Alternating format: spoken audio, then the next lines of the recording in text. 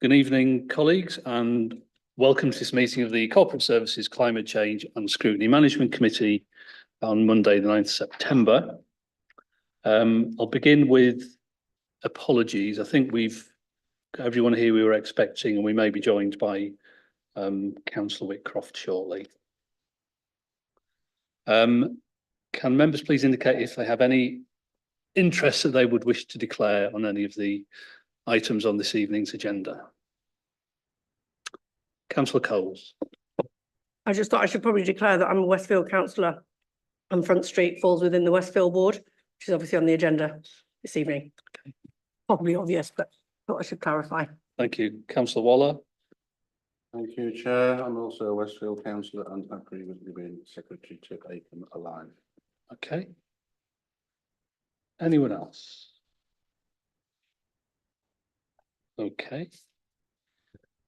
So we move on to the minutes of the meeting held on the 8th of July, as published in the pack. Do any members have any matters of accuracy they wish to raise in the minutes? No? So we're happy to approve them as an accurate record of the meeting. Thank you very much. Agenda item 3, public participation. We have no registered speakers at today's meeting. Which brings us on to agenda item 4, Acomb Front Street Phase 2 update. So this is an item that is coming to this committee rather than Economy Place Access and Transport due to timing issues, because the next EPAT meeting is on the same day as the decision session. At which the executive member will be making a decision on the programme. So we thought it best for it to come here in order to have the opportunity for pre-decision scrutiny, which is very welcome. It's something that Scrutiny likes to do wherever possible. So thank you to officers and the executive member for bringing this to us today. And I think the decision session is on the 24th of September. Officers will give us an update which will focus on some issues that have some areas of the proposals that have evolved since the papers were published, and we were told in advance that because it's still coming together, there would be issues that on which we'd receive an update, and that's what will happen this evening. So officers will introduce the report. I'll give Councillor Kilbane the opportunity to make any comments he wishes to before throwing it open for discussion among members. I'll try and keep a track of any questions or recommendations that officers might want to factor into the final report as that's being drafted. Members will be aware this is an issue which generates a lot of debate, and most of which is good-tempered, some of which less so, but hopefully we can focus on the issues contained in the report and try and provide feedback which will enable the scheme to be as good as it possibly can be for residents and businesses who I know care very deeply about it. Okay, so with no further ado, I shall Councillor Kilbane. Crawshaw, sorry. Sorry, Chair. Just briefly, I've just had a bit of correspondence with Councillor Whitcroft, who unfortunately is something's come up, which means he's not going to be able to attend this evening. Okay. So just to record his formal apologies. Thank you for that. So I'll hand over to officers if you can introduce yourselves and then introduce your update. Thank you.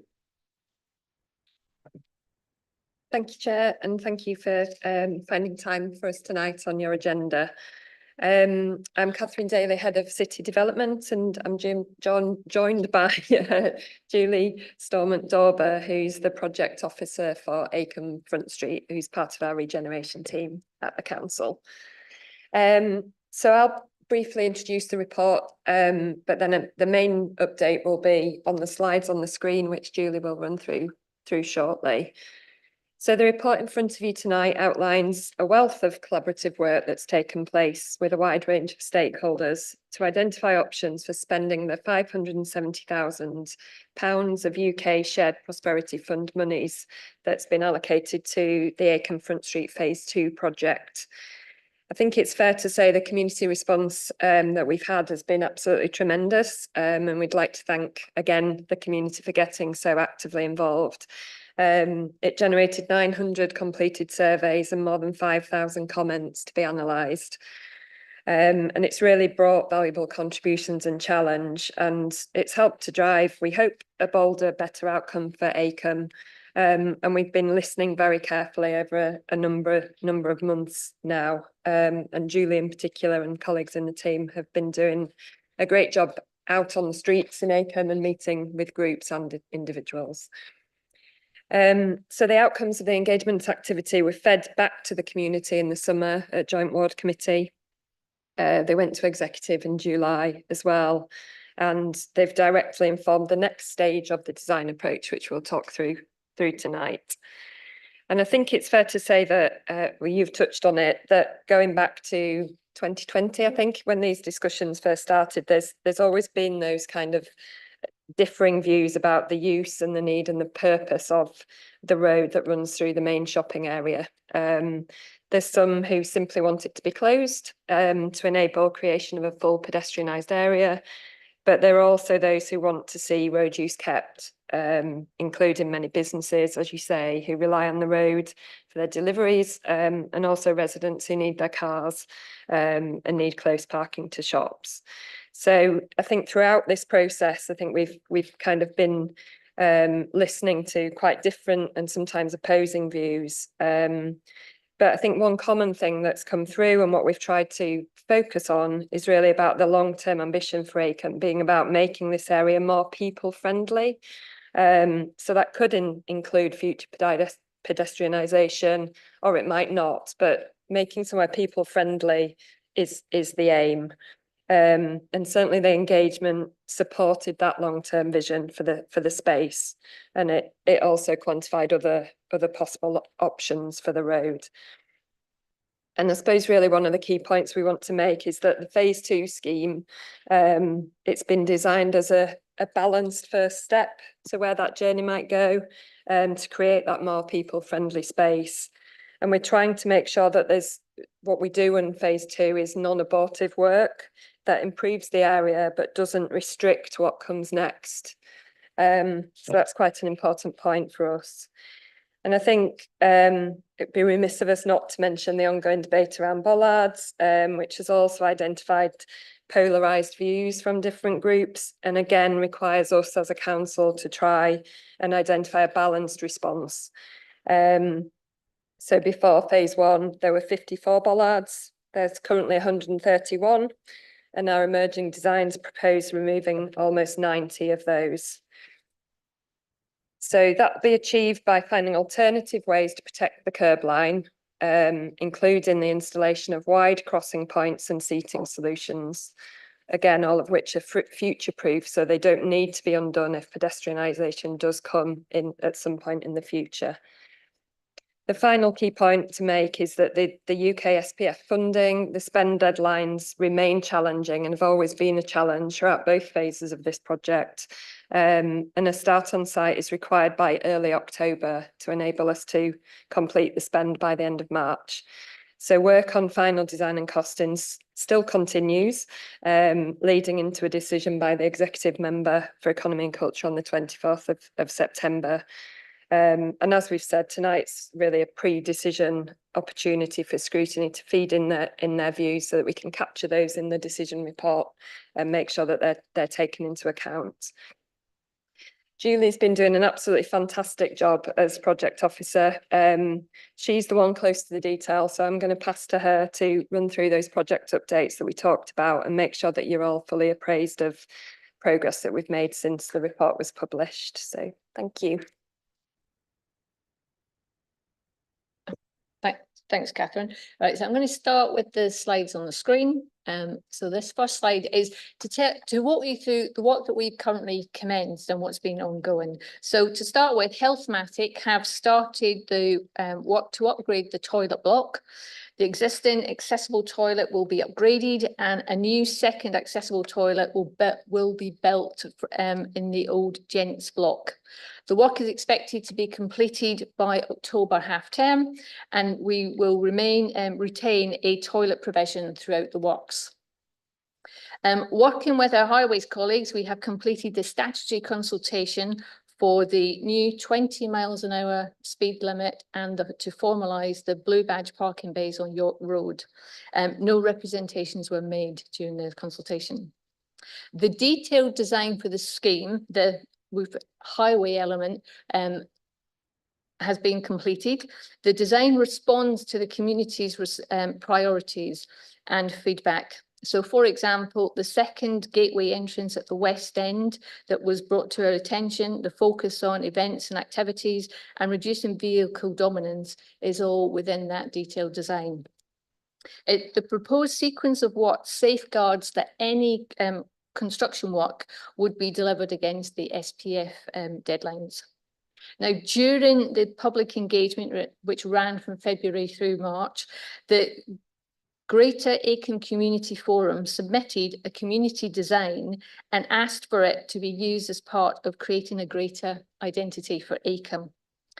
And that's the small icon that you can see, the leaf with the acorn and the heart, representing the heritage, the meaning of the word oak for Acomb, and the heart bringing the community together and the community spirit. The initial feedback from the Joint Ward Committee in July was very positive, and the design has been shared on social media platforms by the Greater Acre Community Forum during August and is currently again being shared with positive feedback received. So we now move on to the work that's currently in progress. Like we said, these are challenging deadlines, so we have been trying to move at speed to get all these everything ready for to hit the ground in October, should members decide to approve the scheme. So the first thing is, on that detailed design, we've done the road safety audit, and comments are currently with the highways engineers as is in that full process. We've also been working on proposals for the planters and seating, and a new community notice board and wayfinding signage. As you will see, looking at the images that we have there, we are proposing to use the green colour from the community logo across all the street furniture and build this into a community identity. In time, it is hoped that the green colour and design would be synonymous with Acomb.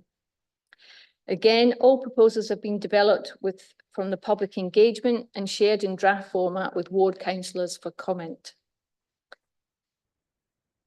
Again, against the extremely challenging project deadline, the potential road closures were submitted back in July because the Highway Authority require a 3-month notice period for that. To enable any construction work to start without delay, the Executive Member for Economy and Culture approve the scheme, we have begun to work up the traffic management plans so that local businesses can be given advance warning of the proposed road closures and make alternative arrangements. And in preparation for the work, both a ground radar penetration survey and traffic counts have been commissioned.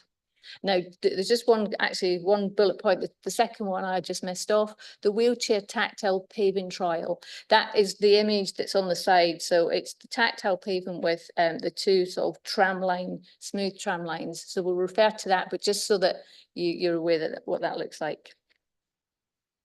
Right, so having focused on the delivery of the proposed construction work, our attention is moved to the second stage of phase 2, seeking arrangements and agreements for the 2025 events and markets and an annual temporary TRO, traffic regulation order. So this is all post the exec decision session. Additionally, a chunk of work will concentrate on finalising the scope for the feasibility study for the pedestrianisation Now, there are several conflicting views and multiple options to consider, and we want to explore whether there are stages or interventions that could be made by extending the pedestrian hour slightly and monitoring the impact. And as Catherine said, phase 2 is the first stepping stone on Acomb's journey. All works have been designed so that they will be non-abortive, and we won't need to undo anything in order to move the plans forward.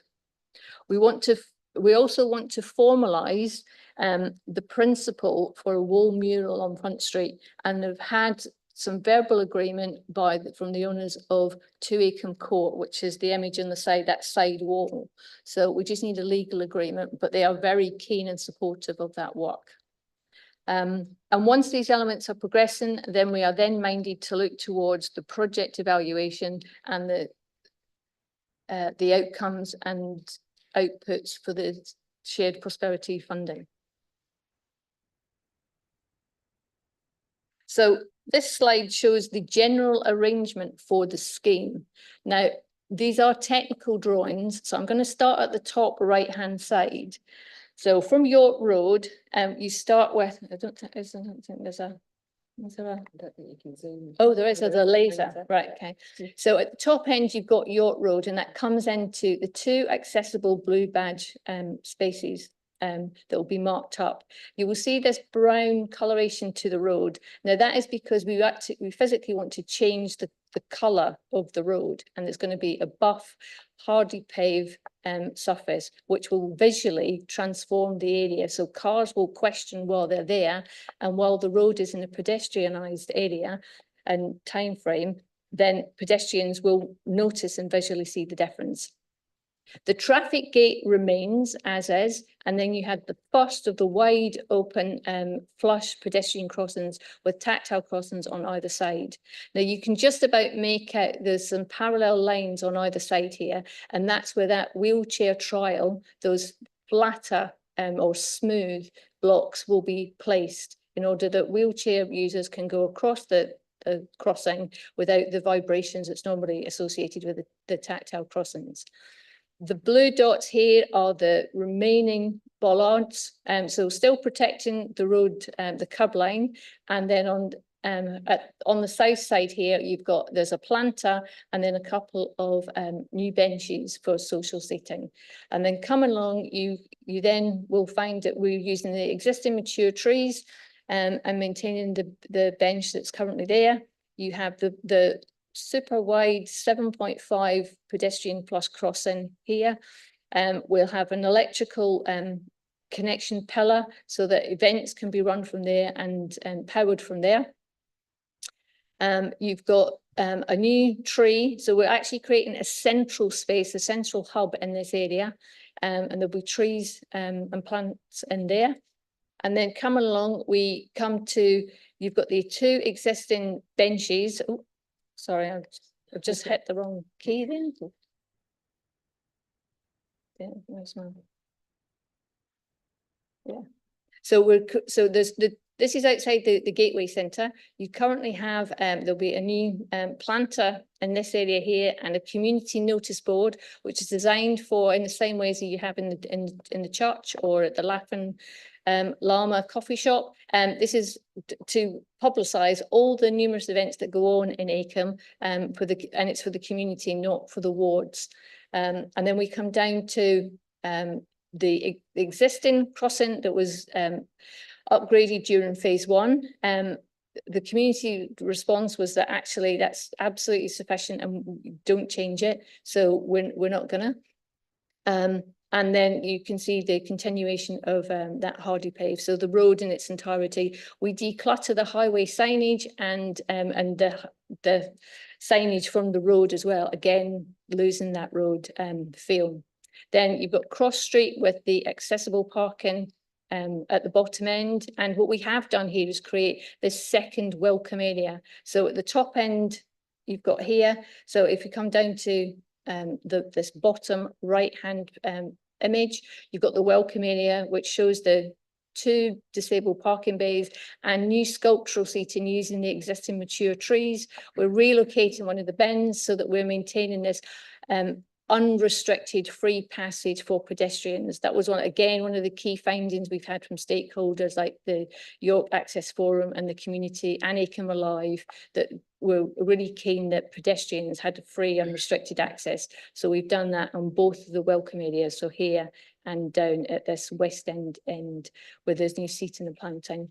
And then the rest of the insets are highlighting the new additional parking bays at the top of Cross Street in the lay-by, with the tactile crossing to give safe provision from that island across to where the toilet block is. On School Street, we also have upgraded and made it fully accessible parking. Again, through the engagement, residents and blue badge holders have told us that the travel anxiety of not knowing if they can get a parking space and if they can get out of that parking space was really problematic. And then finally, coming up to the pedestrian crossing at near the Link Road and Morrison's. Okay. So. Moving on to just sharing you the programme, which is also subject to the exec member decision session. This chart is split into three. So the top end is reporting, which you will obviously see the scrutiny at that in that top corner, that box there.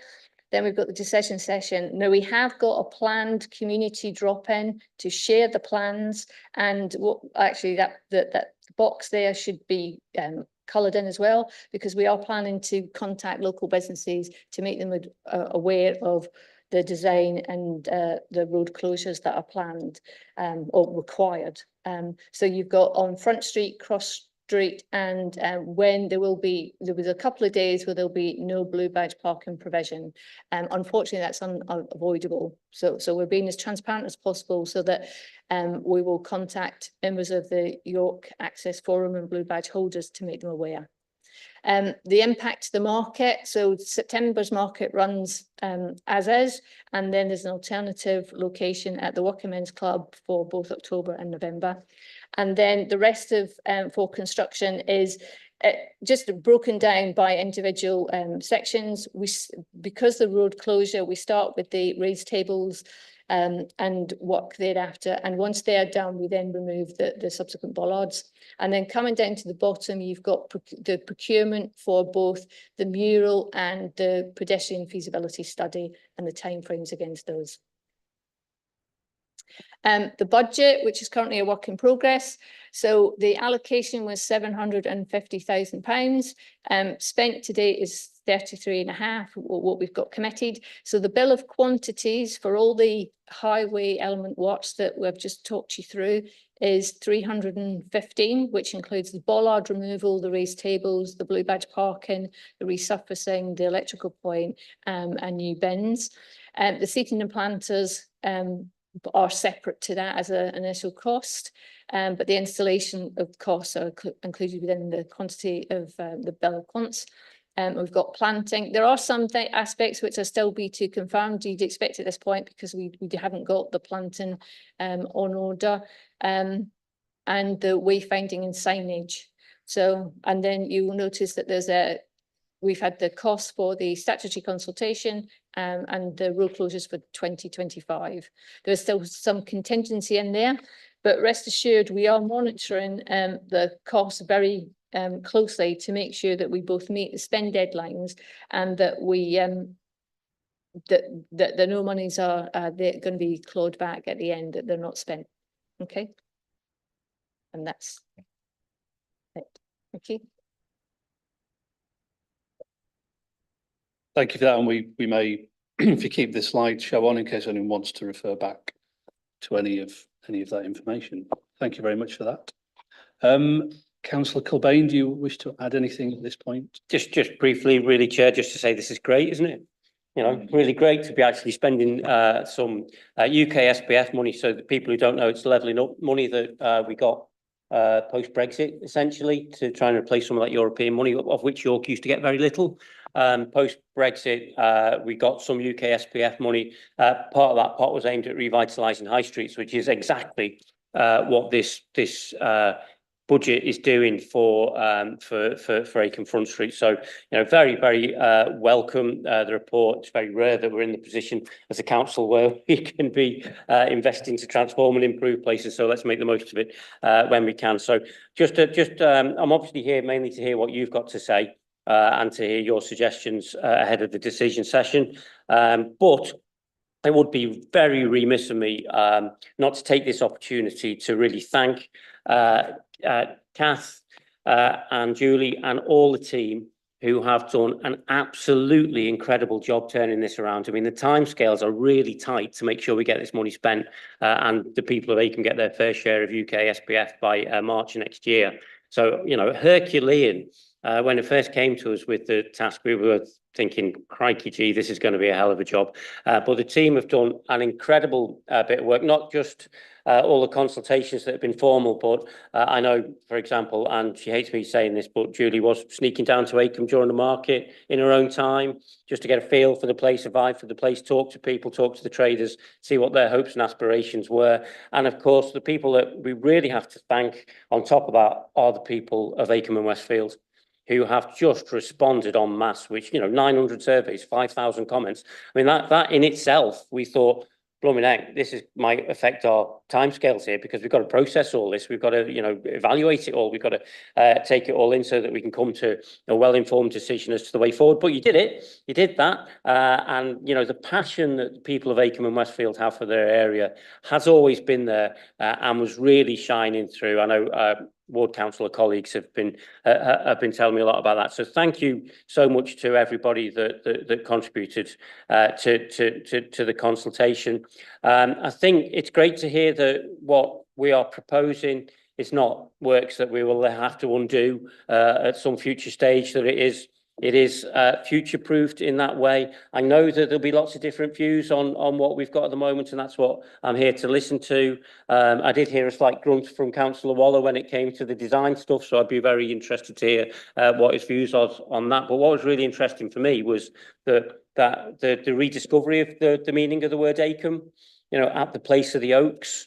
So I'm kind of thinking maybe we should have put some more oaks in here as well. But anyway, it's great. It's great to connect with that tradition. But this has been done in such a really joined up way, in such a short space of time. Getting everybody's views into the pot has just been a fantastic piece of work. So thanks to the team and thanks to the people of Acomb and Westfield. And I'm here to listen to what you think. Okay, thank you very much. So I'm aware that some members around the table will be far more familiar with the detail than others, but I would welcome comments from whatever your degree of involvement and understanding on the scheme. Sometimes when you're coming at something, having not been closely involved in it, you may pick up things that haven't been thought about. So please do ask questions, put forward comments, the more the merrier. So I saw Councillor Melly first. Thank you, Chair. It's really exciting to see these plans. Thank you for sharing them with us and for all the work that's gone into them. I just have a few questions about accessibility and some of those aspects. One of them is about the paved surface and, whether that's large paving stones or block paving. Will there still be some vehicle access over that paving? And how can we make sure that doesn't lead it to become uneven and cause trip hazards? I had a question about benches, because I think new benches is part of the plans, and in the kind of artists' mock-ups that have been done, the benches don't look particularly kind of accessible or age-friendly. And I know that's just a kind of illustration, it's not the exact plans, but are you able to assure us that they will be age-friendly benches but not be hostile architecture, that they'll be well designed for accessibility? And then the other aspect about accessibility was, I was just wondering if you could tell us more about this tactile paving trial. Like, how is that trial going to work? How long is that going to last? How will feedback be taken? How will people be informed that there's a trial happening? Thanks. Thank you. If Julie's happy, I'll probably pass some of the technical questions to her, if that's okay, that's Julie. fine, yeah. Thank you. So I'll start with a slide I have prepared earlier, the wheelchair tactile paving. This is to explain it and where it's come from. So your question was about how that feedback, how that test is going to run. So that's the same graphic that I showed initially, so the tram line. So you've got the tactiles and then you've got smooth pavement, which is the width of the wheelchair, so they don't get the vibration as you go across. Now they will be, we're actually going to put those in the first of the wide pedestrian crossings, so the one at the top end near the gate, where the traffic gate is, and so that's its location. Now, the specifics on how the test will be evaluated and scored is actually something that we are working through with the access officer and the highways teams right now. So it's been included within the road safety audit. And we've liaised with the Department for Transport on, because it is tactiles, what is the guidance and how does that work nationally? The tactiles are not a mandatory requirement, it's guidance that comes from highways. So actually they are supportive of us doing the work as long as we evaluate it correctly with our colleagues. So all of those details is actually work that is currently in progress through the access officer, the project team and highways. So I can't give you definitively, but I can guarantee you it will be a robust trial, because we are very conscious that the feedback of that could be potentially rolled out across the city, and to that end it needs to be robust and valid. Okay. In respect of the seating, now, this is, so the picture on the left is the accessible seating that we trialled as part of phase 1 in Acomb, and that is it's deemed an accessible seating because it's height and the armrests are rounded, it's smooth to touch, it's at the right height, and you've got the lateral transfer. Now, the intention is that the seating that is within the main area of the shopping centre, to replace the bollards, will be replaced with those benches. And actually, for me, if we're going to go with the green colour, you can get those painted green as well, so it will all be synonymous. The intention is that the sculptural seating, which will be at the far end at the York Road welcome end where the Halifax bank is that long sculptural seating. Now, the design on the backrest is to be more age-friendly and supportive, and we've got some accessible handrails there to make it accessible.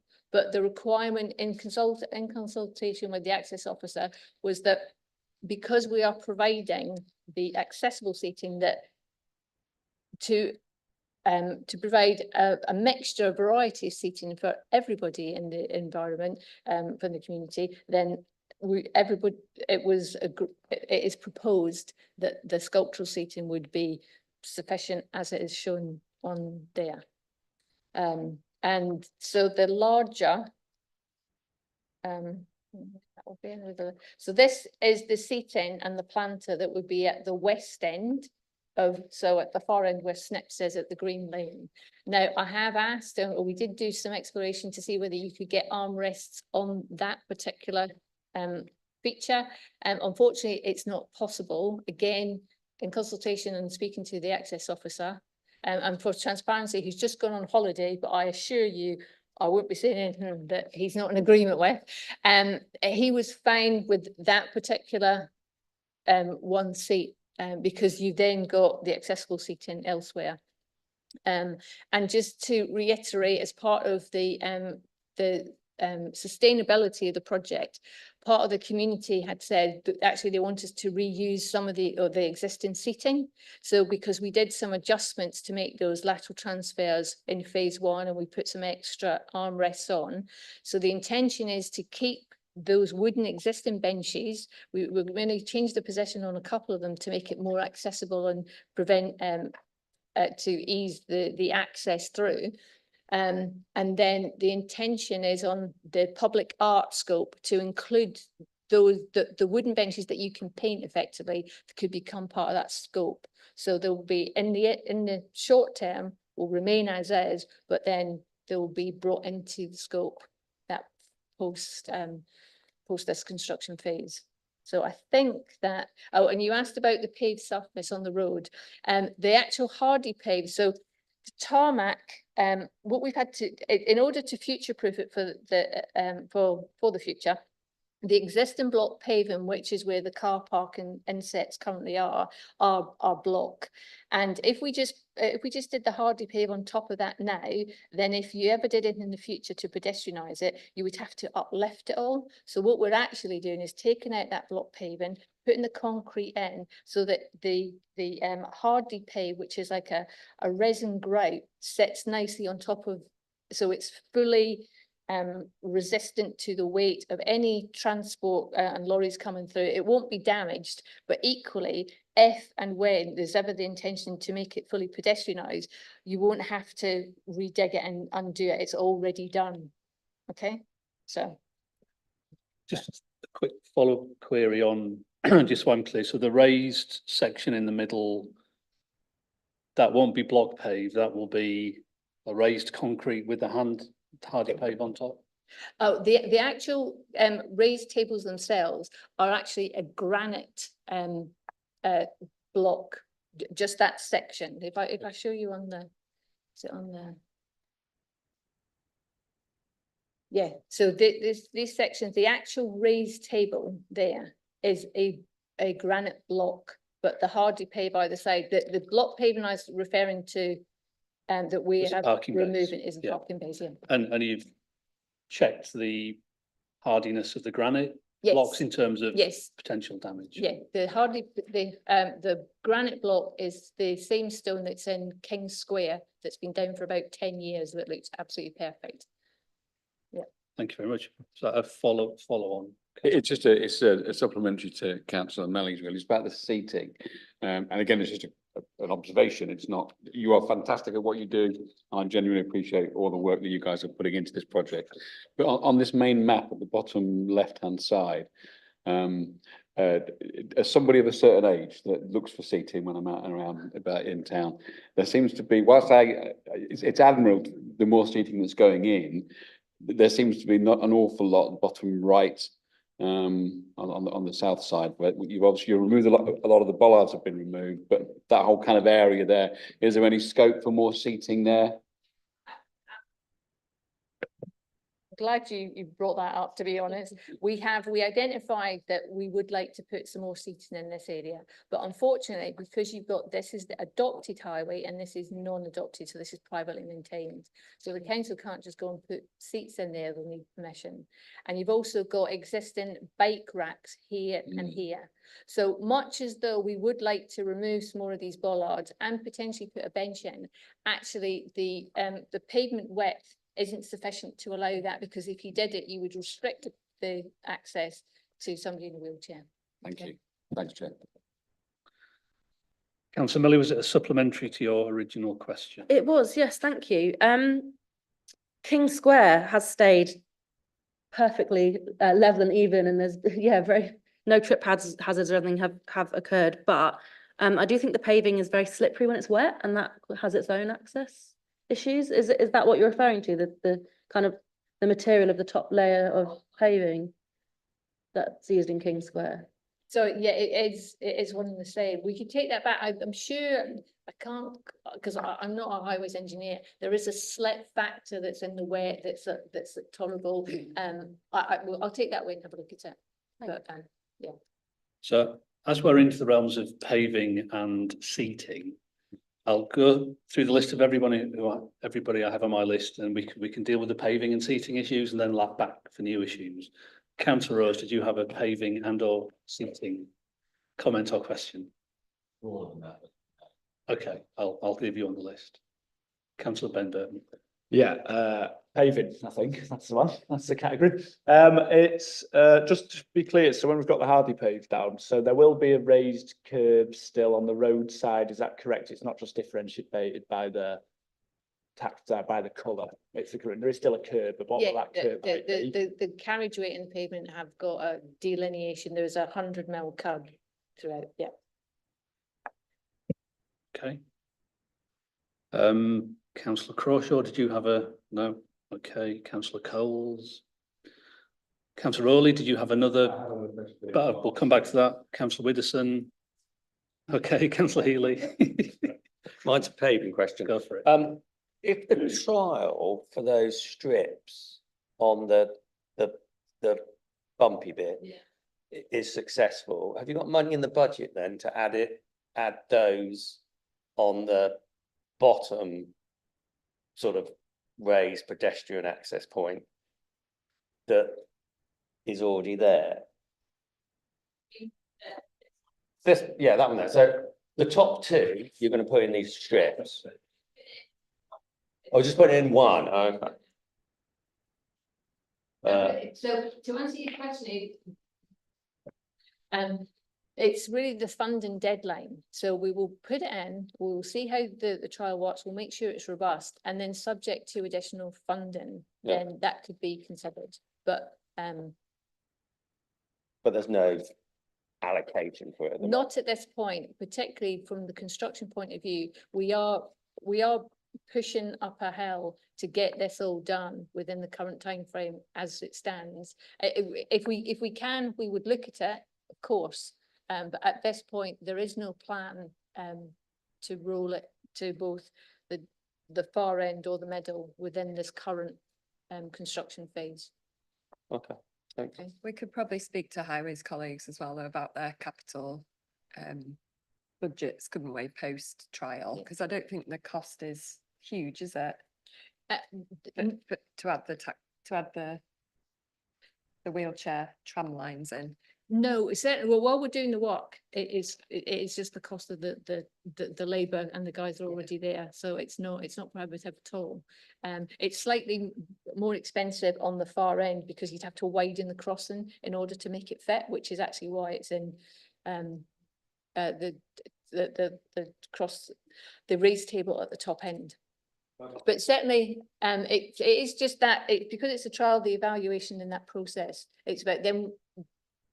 Highways would review that and then take it forward. Okay. Yeah. So I presume the trial is there to evaluate the benefit to wheelchair users against, would there be a disadvantage to people who are partial with sight issues? Because that's why you have it, isn't it? For people who are partially sighted. Yeah. That is the consideration. So the stakeholders and York Access Forum have registered blind participants and individuals in their group, and they are all equally as supportive. So it's just about understanding practically if the impact of putting those the smooth paving in place. Councillor Croshaw, did you have a? Yeah, just a very sort of following on that point. I don't know if you can bring up the screen where it had the paving in bigger and it had the dimensions of it. It looked to me as if with the tram lines in place, if it was, say, to be proven to be really problematic, it looks as though it's effectively the equivalent space of two standard tactile pavements to replace. Yeah. And so presumably that cost would be relatively negligible in the grand scheme. And I suppose likewise, the other side of that is if this was proven to be really successful, presumably as we go around replacing the cracked like tactile paving, it would be fairly cost neutral to be implementing this sort of thing going forward. Would that be a correct understanding? Yeah. Yeah, I think that's right. Absolutely. It would be kind of ongoing maintenance costs that we have anyway. You'd look to, if successful, roll it out not only in the other ones in Acomb, but around the city as well. Okay, so I think we've covered paving and seating. Councillor Rose. Thank you. And thank you very much for the amazing work you've been doing on this for a very long time. Lots of engagement with us as councillors, with residents over frequently and over a long period of time. Something I'd very comfortably call a dialogue with residents and councillors, which is rare for consultancy or consultations. And I think it's really good for Westfield, for Acomb, for Holgate, for the wider city. It's been really good as well to get into the detail and for you to share so much, not just on the front page website, in these papers elsewhere, that I've been able to answer lots of resident questions by pointing them to the bits and saying, feel free to read up on it, but here's the answer you're asking, and screenshots and so on. There have only really been two things that people have raised as a concern that, or a question, I guess, that aren't spelled out in the paper. So I just wondered if I could get a couple of finance things called out. The first one is there any change to the ongoing cost of maintenance? So for example, planters and maintaining planters, changes to the toilets, what's the impact on that? Obviously different type of paving surface, what's the impact in general in terms of maintenance cost? And then the second one is, I think, something that you're already well versed in answering, which is 2/3 of the bollards-ish being removed. What are we doing with those bollards? What's the impact on cost? Are we saving cost elsewhere from that? So just those two financial points really, but thank you for a huge amount of detail on the rest.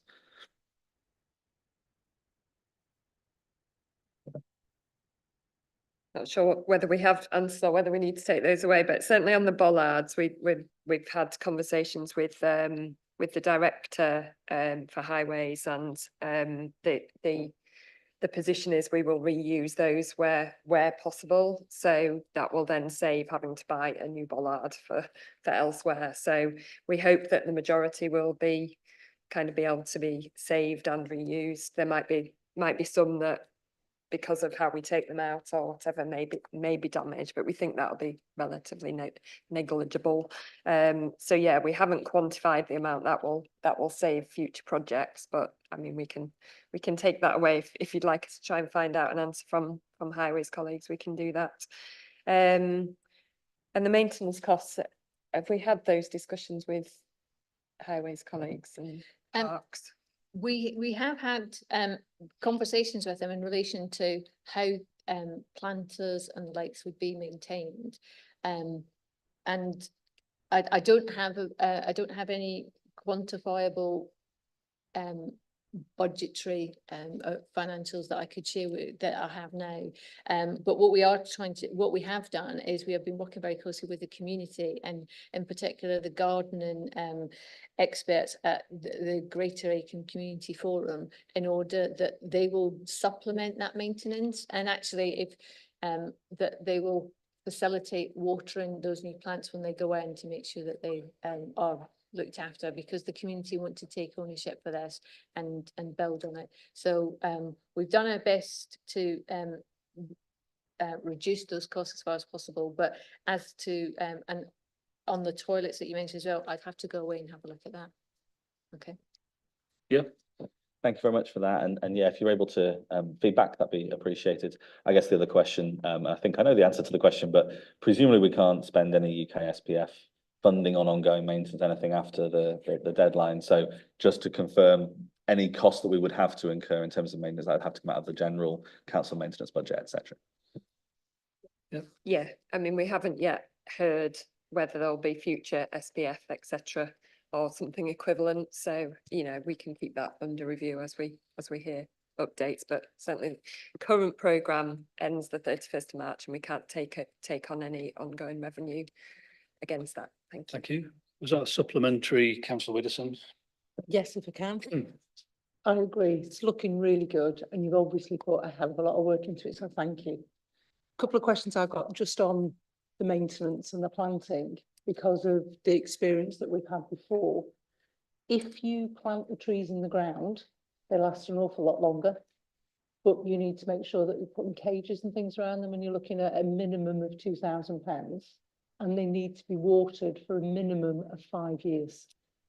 All the ones that we don't do that with, there are a myriad of examples across the city centre. And I mean a myriad, and it's such a shame because they all just die, even the ones in the ground. In terms of the planters, I've got real concerns about the planters, because if you look at the big ones that are supposed to be maintained across the city centre, they become cigarette butts. If you look at the ones that we agreed when we had planning outside the hotel on Piccadilly, they've all died and then been removed, even though Elaine said that, you know, we would do X, Y, and Z with them, they're dead. If you look at the ones just south of, not just south, is it? It's east of Monkgate that we put in there with great big trees in planters. Again, they're cigarette butts with, excuse me, dead trees in them. My concern is that lots of people in each of those occasions said they'd volunteer. Lots of people in those occasions, businesses said we'd do it, the bid said they'd do it, gardeners said they'd do it, all sorts of different people. They don't. And that's been proven time and time against the city. I absolutely agree that people say they will and that the will is really there. What can we do? The question, I'll finally get into it.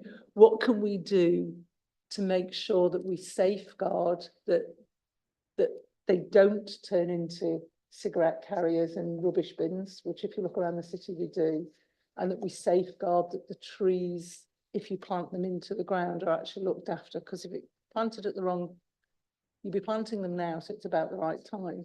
But it's how do you safeguard so that it looks as crisp and as good in a year, 10 years time, as it does the moment you plant it and paint it green? Okay. Who'd like to have a go at that? I agree with the comments. I think there's not a simple solution to this, is there? It's not exclusive to York. It's across the country, isn't it? That you know, what the engagement tells us is that the community want planters, they want more greenery, and the engagement is telling us that they will take they want to take responsibility.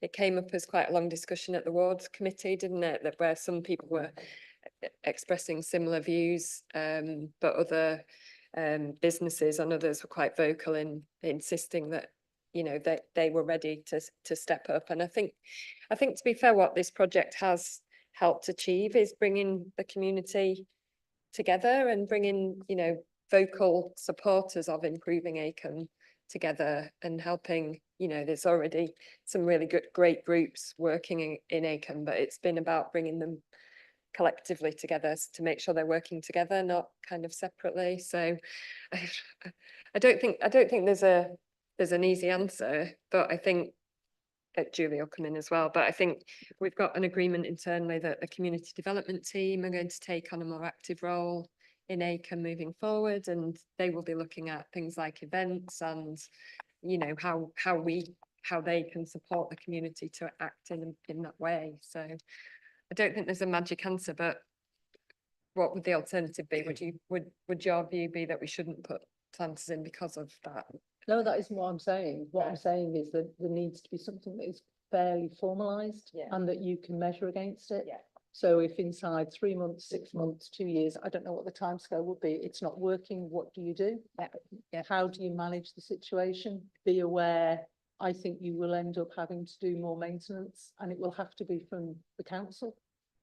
Okay. Currently, you know, Acomb Front Street, if my understanding is correct, because I walked down it around the weekend, hasn't been swept for a while.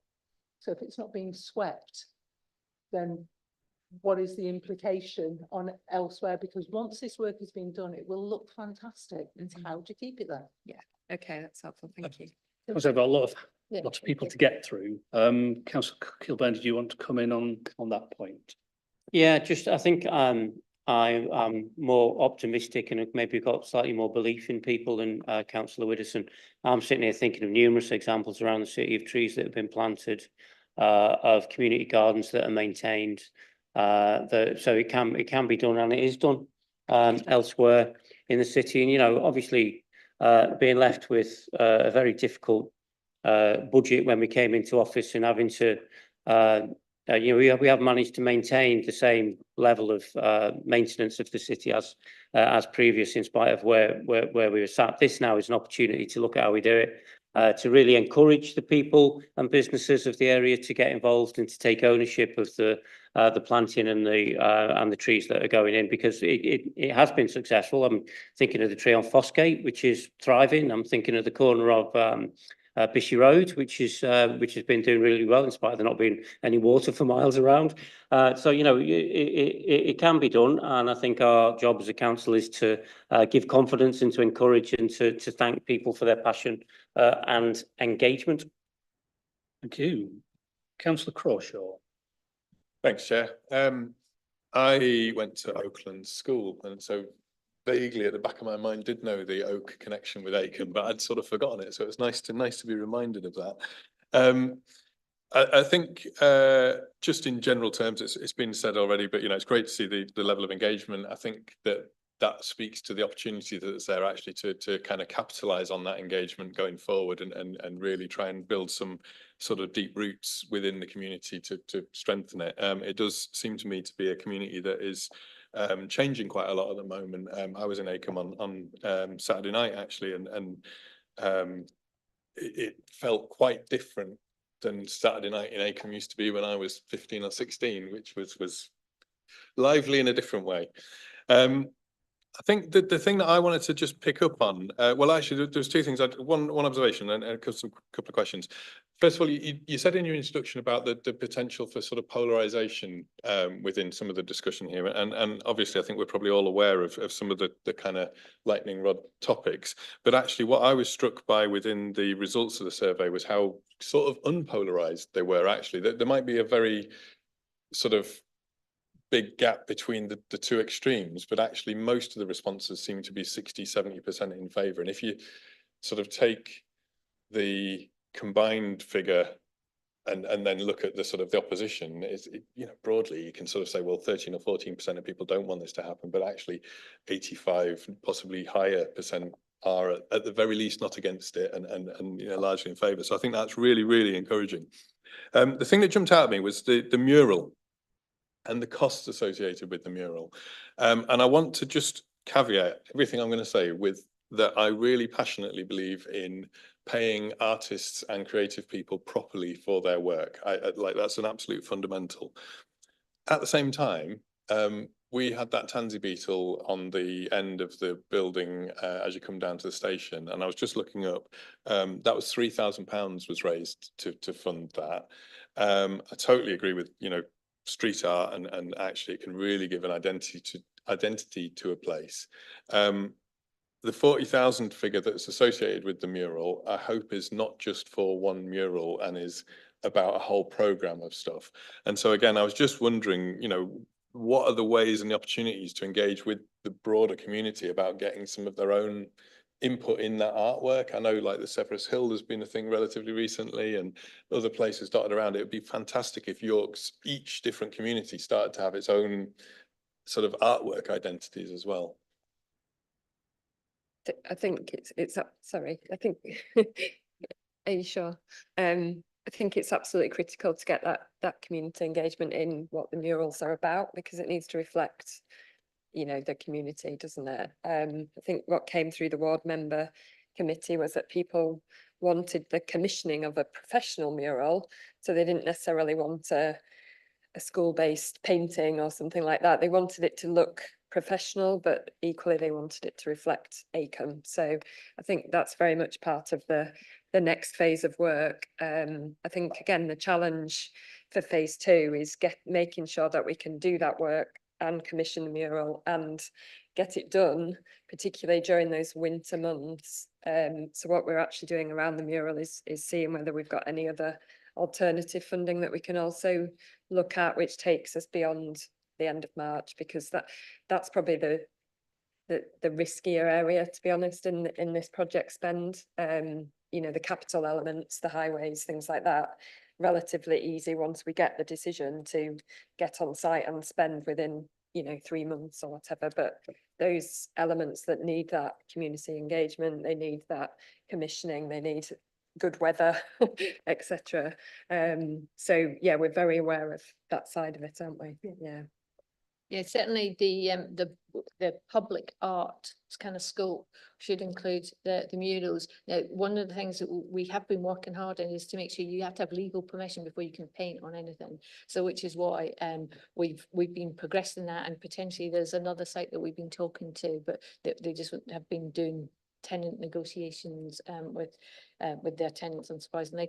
There's using or learning from what the Bed have done with their, I think it's the open cabinet with the utility cabinets, and that scheme too. So we've got we understand what the process is to get permission for those boxes. So we've been doing all that kind of preparation to put a scope together to go out to get a professional artist who would then engage with the school children. So yeah, and the 40,000 it started off at maybe 20, and then that felt like probably wasn't enough, but it does say to be confirmed, so, yeah.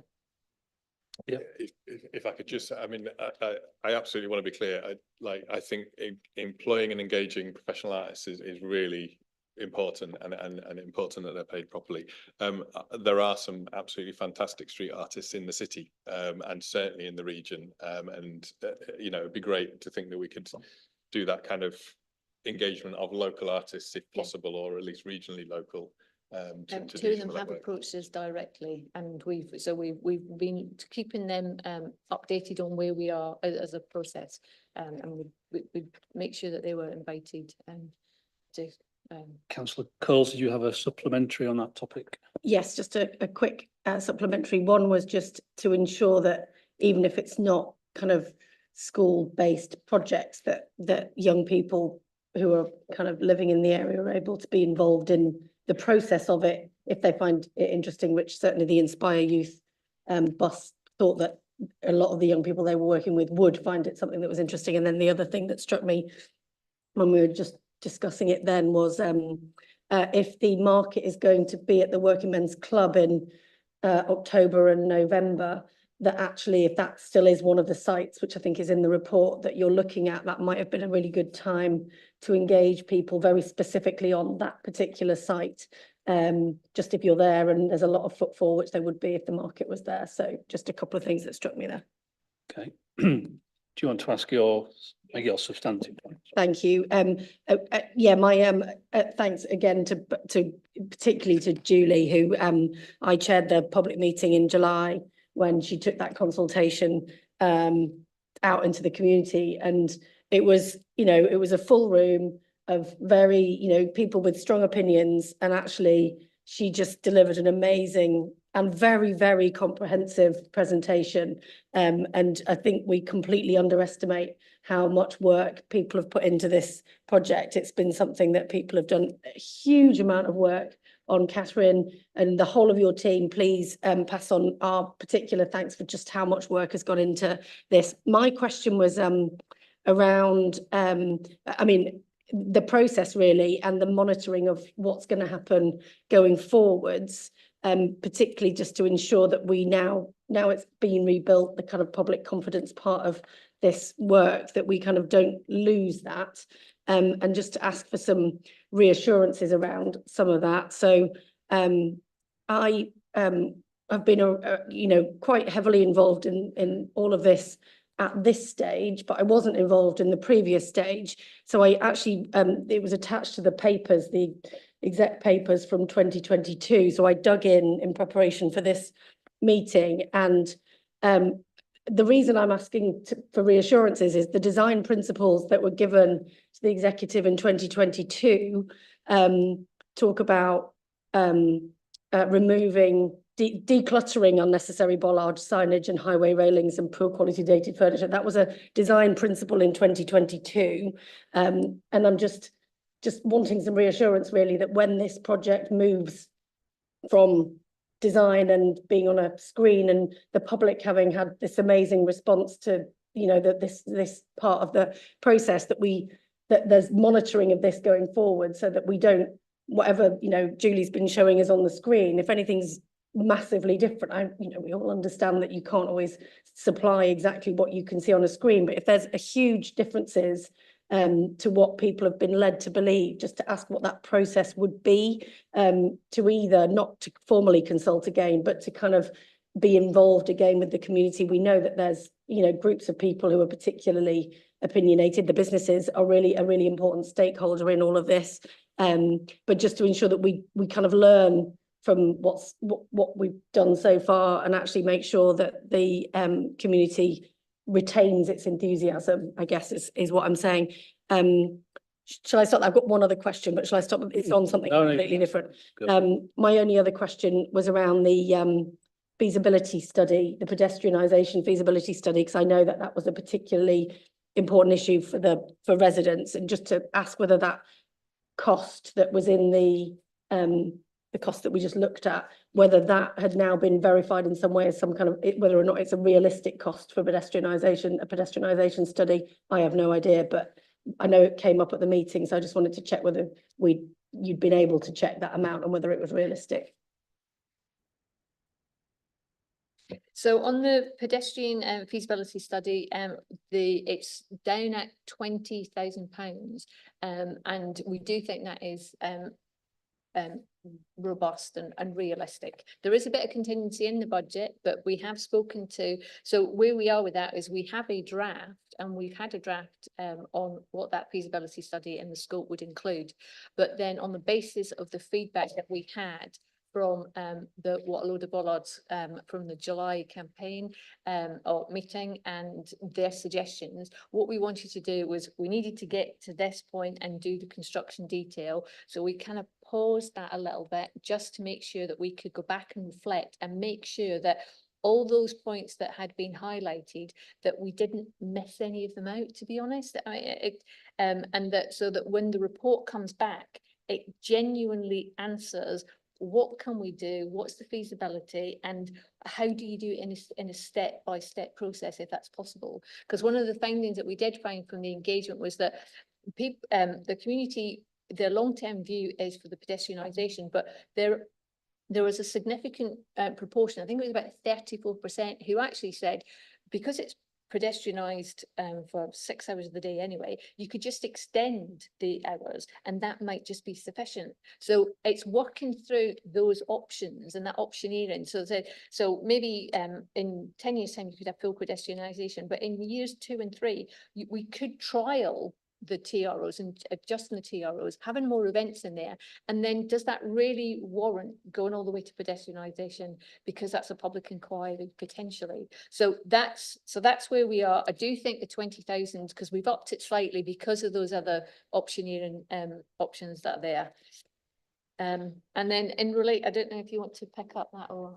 I mean, I think on the first point, I think it's very much about the fact that phase 2 is the start of the process, not the end. So we've been very clear that this is part of a kind of 5-year plan and beyond. And I think, as I said, Julie's been engaging with community colleagues as well about kind of how we support the community moving forwards and try and, as you say, capture that enthusiasm and make sure that it's directed onto making great things happen in the future as well. So I think it's about corporate buy-in. I think it's about obviously regeneration. The regeneration team got involved in terms of this phase and making sure it was based on robust public engagement, but it won't necessarily stay as a regeneration project long term.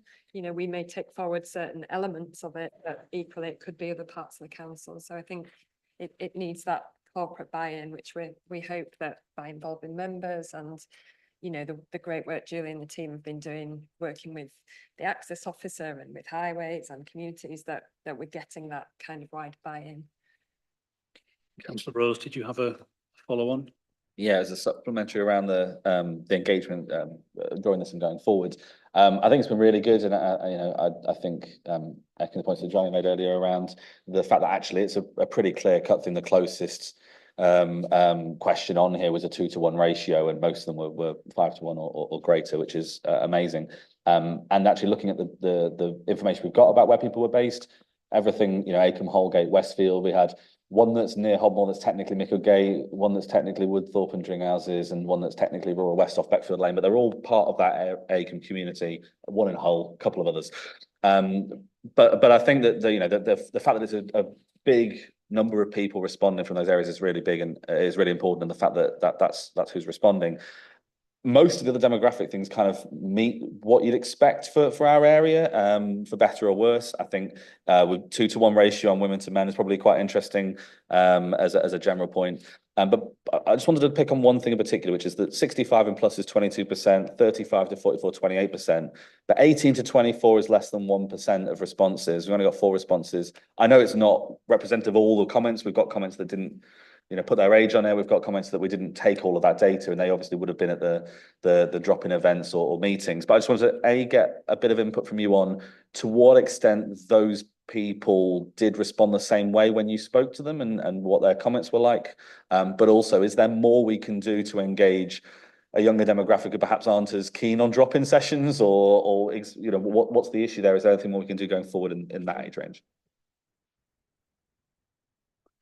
So picking up on the again, I've picked up my annex. We did, so first of all, of the 900 surveys that were completed, there was only about 150 people who actually put their postcode in. So there is a lot that we don't have.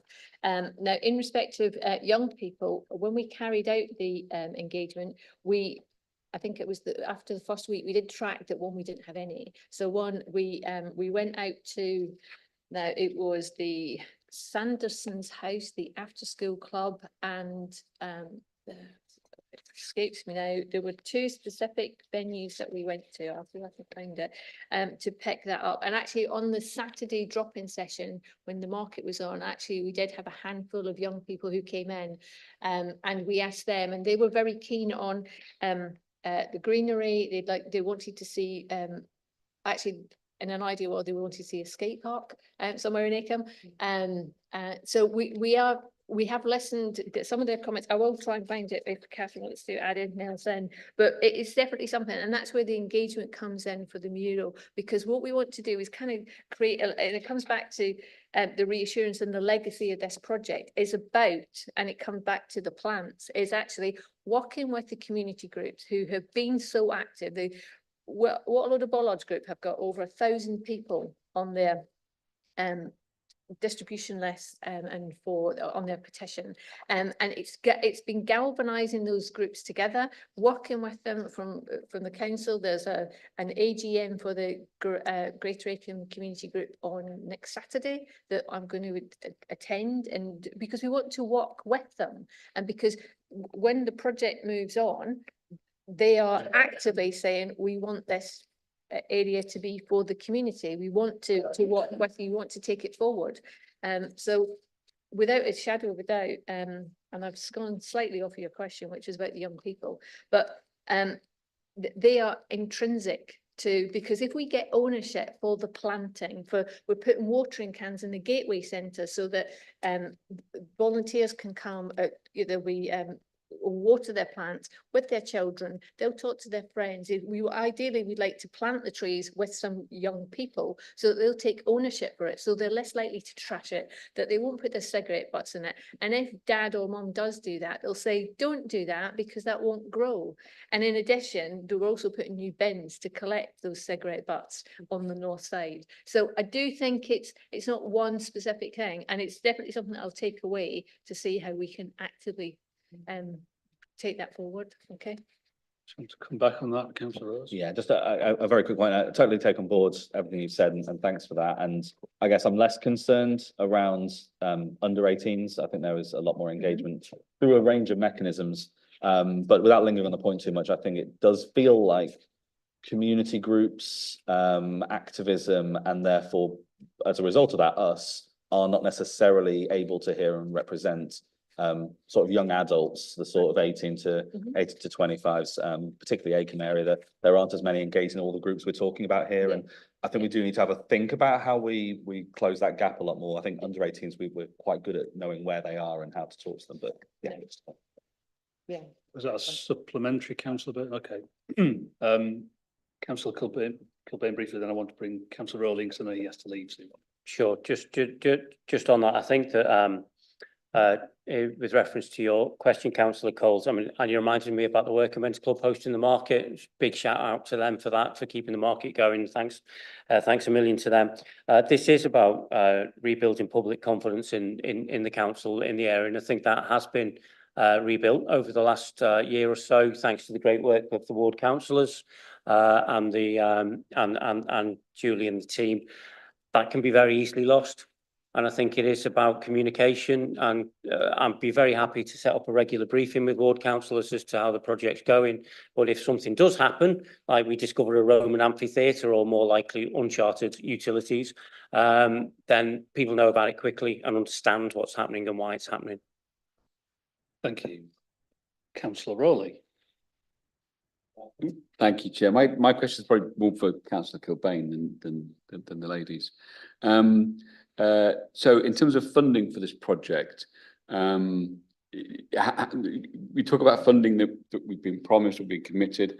So have we actually received the funding for the project? And if we're going to be looking to have funding that's been promised, There is a possibility that might not come, and what contingencies are there in place to ensure the sustainability of this project?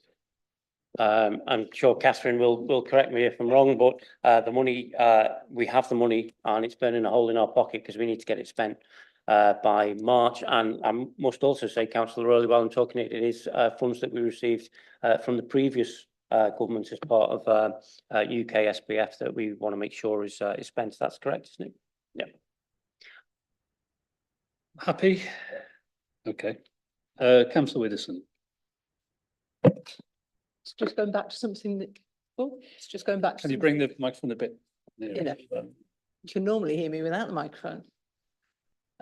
So just going back to something that you said earlier about how much pavement we've got and what we can do. My understanding reading this is that a lot of the area in Front Street is privately owned. And we've only got a small amount, a narrow, it's not small, a narrow amount of the pavement that's actually council owned. Yeah. So the question that I had is, what are the options of getting the private land to us, or having conversations with the people that own it so that everything's up to the same standard? So that's the first question. And then the second question I had is, because it looks fantastic and I want it to continue to look fantastic, is what consideration has been given to how the deliveries are made? Because when I've not walked down there very often, I only probably go down through Acomb, Front Street once, twice a month. But if it's early in the morning, you can see an awful lot of vans going to the front of the shops because that's where the deliveries are taken in. So they were my two questions. One, how you adopt or don't adopt or manage, whatever the phrase I'm supposed to be using, the pedestrianised bits, the pavement bits, and then two, how you maintain it without turning them all into granite when people are trying to drive across them. I think Julie's going to say here's one I prepared earlier at this point. Excellent. Yeah. So the picture, the image at the top end of the screen, the green is the adopted area, and actually I probably could have done with this map a bit bigger, but this red section here is the privately maintained non-adopted section in front of the businesses on the south side, and you've got a very similar slither on the north side. Now I've got this because this is originally was a consideration from the council's approach back in December, when we put together a scheme and said from the council's approach, how would we best tackle that very question? So that's the percentage of private ownership. And then we did walk through with legal colleagues what that process would be. So it's a 9-stage process to adopt privately maintained land. The stages of which are you have effectively the council have to say it's substandard, and then you create a design, and then you would approve it as members, and then it would then go to the businesses to accept it, and then there'd be a resolution of approval, and then depending on the funding or who was going to pay for it, then the work could be commenced. So we've identified that entire process, and we didn't go down that track because actually when we presented it to the community back in December, they said that isn't what we want, that doesn't solve our problem. So we were community led, which is why we've got the proposal that we've got. So there are options, and we've got all that work in the bank actually, and either you fund it through potentially more, you put a bid into SPF or the Mayor Combined Authority, and we could put a case to justify that, and we've got some costs. Alternatively, we could ask for contributions from the businesses, because to get the standard of that paving up, it is within their frontage. So we've got all that, and there are options for that. So I want to reassure you on that. And then in respect to the deliveries, does that answer that part of your question, first of all? Not really. Okay. So what I've heard there is it stays as is. With Right, its so current it stays, pavement there. it stays for as now. is, and then the deliveries are going to go through or around the bollards to go onto the frontages to deliver at the front of the. No, They will, I think we'll come on to deliveries next. We Yeah, were just if you asking, could- does that answer yeah. your question about the adoption? answers before we about move the on. adoption, yeah, Yeah. so they're not being adopted. No, No, so in no, case, okay. no one's basically, so, Yeah. yeah, it stays as is. Yeah. And if That's there's any that one. content, yeah. In respect to the deliveries for, the businesses, during the, well, currently, you're quite right, the deliveries go, are restricted by the gate entrance. So before 10 o'clock and after 4 o'clock they come. The majority of the big deliveries in the wagons appear between either 5:30 and 7 o'clock in the morning. That during the work that we're going to be doing, there will be a 24-hour road closure for about 3 weeks because we are physically doing that section of the work. So we have put together, there will be what's called a traffic ambassador. So Monday to Friday, they will be available to guide. Yeah, Sorry, I've been unclear. right. So it's once the work is finished and they want to do the deliveries, how do you manage the maintenance of those areas? Because you are going to have big wagons still delivering to the front. So they'll still access the road as is, although it Yeah. will look different and have different surfacing on. Yeah. So that's still feasible. I think we're saying that's still feasible Mhm. until such time as there's Yeah. a change made in, yeah. Yeah, there's no change to the road use. Deliveries will happen on, so sorry, yeah, I've misunderstood entirely. So supplementaries on, and was that a supplementary? It's comment? just that, so the feasibility for pedestrianisation, that's one of the key issues it would have to look at. How do the businesses get their deliveries? Because obviously they need to get deliveries. So, you know, that's kind of, that would be what we'd be looking at phase 2. Thank you. So I had councillor Healy, a supplementary question, and then, yeah. On the store-owned front parts, how does this master plan get affected if the store owners there start to do what the CAF, particularly the CAFEX, have started to do on Bishopthorpe Road, which is essentially enclose their private property with, well, enclose it basically with tables, so that that entire south side is then restricted literally down to the publicly owned footpath. Do you know Bishop Road at all? Yeah, no, I know exactly what you mean. With the current businesses as they are, it is extremely unlikely that that scenario would ever happen because you've got boots, you've got farm food. They aren't small retail businesses that are going to spell out for applying for cafe licenses. That said, the width. And that is why we've been very careful with when I think your colleague asked about the bollards being replaced by benches and the like further down. That's exactly why we haven't gone down that route so we can maintain a accessible pavement within the adopted highway all the way along. Okay. So we've got 3 supplementaries, councillor Rose, councillor Melly, councillor Crawshaw. Oh, yours is a new one, okay. Councillor Rose.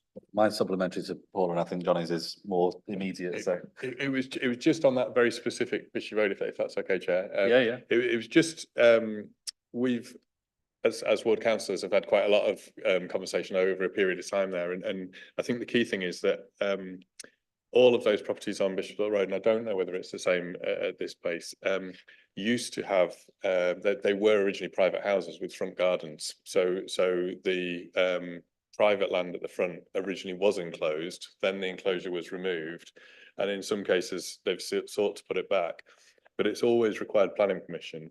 And actually one of the key things has been around, does enclosing it then restrict the public highway in any way further? And there's been a couple of recent cases where it's been quite robustly defended that the activity of the business particularly things like queuing for cafes and that sort of thing, shouldn't encroach on the 1.8 meters of public highway that we have. And that if they want to enclose an area at the front for seating, it has to accommodate the likely queuing and that sort of thing. My expectation would be that the planning authority would apply the same principles were a business to want to enclose sections. So I think there is provision sort of within the planning authority or you know, highways and what have you to kind of manage the way that privately owned space is used, even when it's perceived to be within a kind of a public sphere, as it were. Any more supplementaries on that point? Councillor Waller? Could you bring your microphone directly? Right, it relates specifically to this privately owned land that appears to be highway. The shops from School Street to the old greengrocer, yes, those were gardens. And that's a key point in terms of maintenance of that surface, which over the years I've had a lot of complaints from residents who are rather nonplussed by the statement that, well, that's not the council highway, therefore you'll have to pursue it with a landlord, and at the same time trying to get the council's public health and safety team to do the same. And I think the overview has been to try and resolve this ongoing issue, that there are large amounts of paved areas or concreted areas that appear to be council footpath, but isn't. And the situation of some of the some of the properties have planning permission for outdoor seating already, which could potentially come up to the edge of the public highway, and therefore it creates issues in terms of if you are using that open space to have features in it which enhance the viability of the area and enhance footfall, then it's a conundrum that you can't have those features without recognizing there has to be a footpath somewhere wide enough for use. And I think that's something that we keep returning to, and certainly businesses have their own views, but residents themselves have expressed concern about the footpaths and tripping over them in the past. Is that something you mentioned, engagement with businesses and letters going out about this work, and I'm sure other things? Is that something that you would look to pick up through ongoing dialogue with businesses? Yeah, I mean, I think it is an ongoing dialogue, and you know, we've done a lot of talking to businesses to this point, talking about the potential adoption side of things. You know, like Julie said, we've got a lot of research there looking at what individual business position is on would they want it adopted, wouldn't they, etc. So we've got a wealth of evidence there for if we want to take it forward, but those discussions will continue because you know, they're really important stakeholders in this space, aren't they? But as Julie kind of just said before, that the issue that Councillor Waller just raised, that's why we're very much focusing on keeping the publicly owned bit clear of additional, you know, kind of benches or things like that, so that even if something does happen in the future on some of that space to prevent access, that we've still got an accessible pavement. Okay.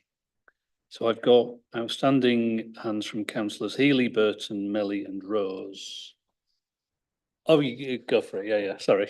Sorry, and I would have jumped in at the time, but it's a looping back a bit onto deliveries. But I just wanted to just add a couple of things. So number one, from a scrutiny perspective, I guess nothing substantively is changing from what we've got today on the front. So the existing challenges can continue, but they don't get exacerbated. I mean, they are quite small delivery vehicles in the context of delivery vehicles. And I guess all parties, I think, are pretty aligned on with reducing the size of vehicles for deliveries into urban and residential areas over time. but there is another issue that's attached to it that we've called out in the past, and I don't know if you're able to mark on the map the rear car park behind the front street shops, which is, if you go behind Gateway onto the terraced area and you tuck into that left, so you can see that little bit of green that just wiggles through. There's that bit inside the little stripes there is a car park that's a delivery car park for those vehicles. So there are a lot of businesses that use that as their primary delivery point. It often gets blocked by even medium-sized vehicles. So looking at pedestrianisation, looking at the future of this space, I think we do need to tackle that as a much bigger issue. I don't think the fact that things aren't particularly changing in this plan makes it part of this thing. But when we're looking at phase 3 onwards, it's certainly whether you deliver to front or back, the size of vehicles delivering, their impact on potential pedestrian space, etc., I think is a pretty sizable part of our future concerns. No, and I just know from some walking and cycling through the area that sometimes the Heron Foods van in particular can be pretty big. Okay, right. Councillor Healy, did you have a that's fine. Councillor Melly. Thank you, Chair. I've got a question about the budget, because you've got some contingency funding kept back because inevitably things go over budget. That's very sensible.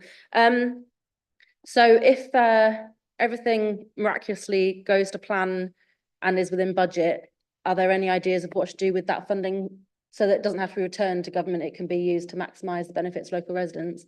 And also the other way, if everything is even more over budget than possibly could have been predicted, are there any aspects of these designs that won't be delivered, or will you be asking for funding from council budgets?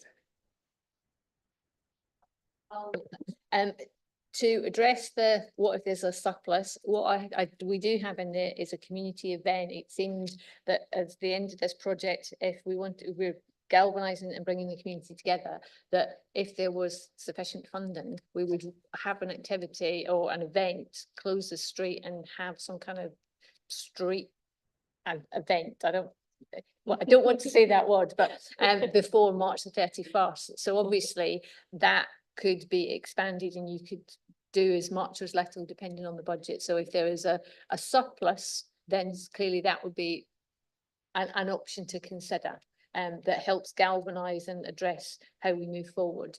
And if there is a contingency there, the bill of quants was the biggest risk on, and we've now got that down. There's economies of scale on some of the things that we're doing. So we are quite confident that we're not going to overshoot the 570. Yeah, nothing's, yeah, when they start the work, you never know what's going to happen. But and taking out some of these bollards might be slightly more expensive, but it's quite a reasonable contingency. Just as supplementary in terms of thinking of projects in my ward, where you have an external contractor who perhaps doesn't always come in at the cost anticipated, will the work be done by in-house teams or an external contractor? Just in terms of cost control, how easy or how more straightforward or otherwise it would be if the work's done in-house? All the highways work is going to be done internally by CYC. Yeah, it's an external. Well, it's the Healthmatic contract which is doing the toilet. Yeah. Well, that's good. Yeah. Councillor Burton. Thank you. I'm just going to caveat this by saying I really like the scheme and I think it's great. But I guess if I look at things like, I don't know, like Stockton-on-Tees and some of the really like ambitious pedestrianisation, not even pedestrianisation, I guess transport schemes, I can name bits around Heslington where people can drive their car through, but it's entirely level and the curb's gone and it creates more space for markets in the future. Did we explore this? And if we did explore it, what were the main challenges to doing that kind of scheme? Because I suspect the aspiration was probably not to have a curb, I guess. So it's just what are the challenges for future delivery when we're doing other schemes in future? What is it that we need to overcome if we want to do that kind of design? One I prepared earlier, because we have worked through this tirelessly.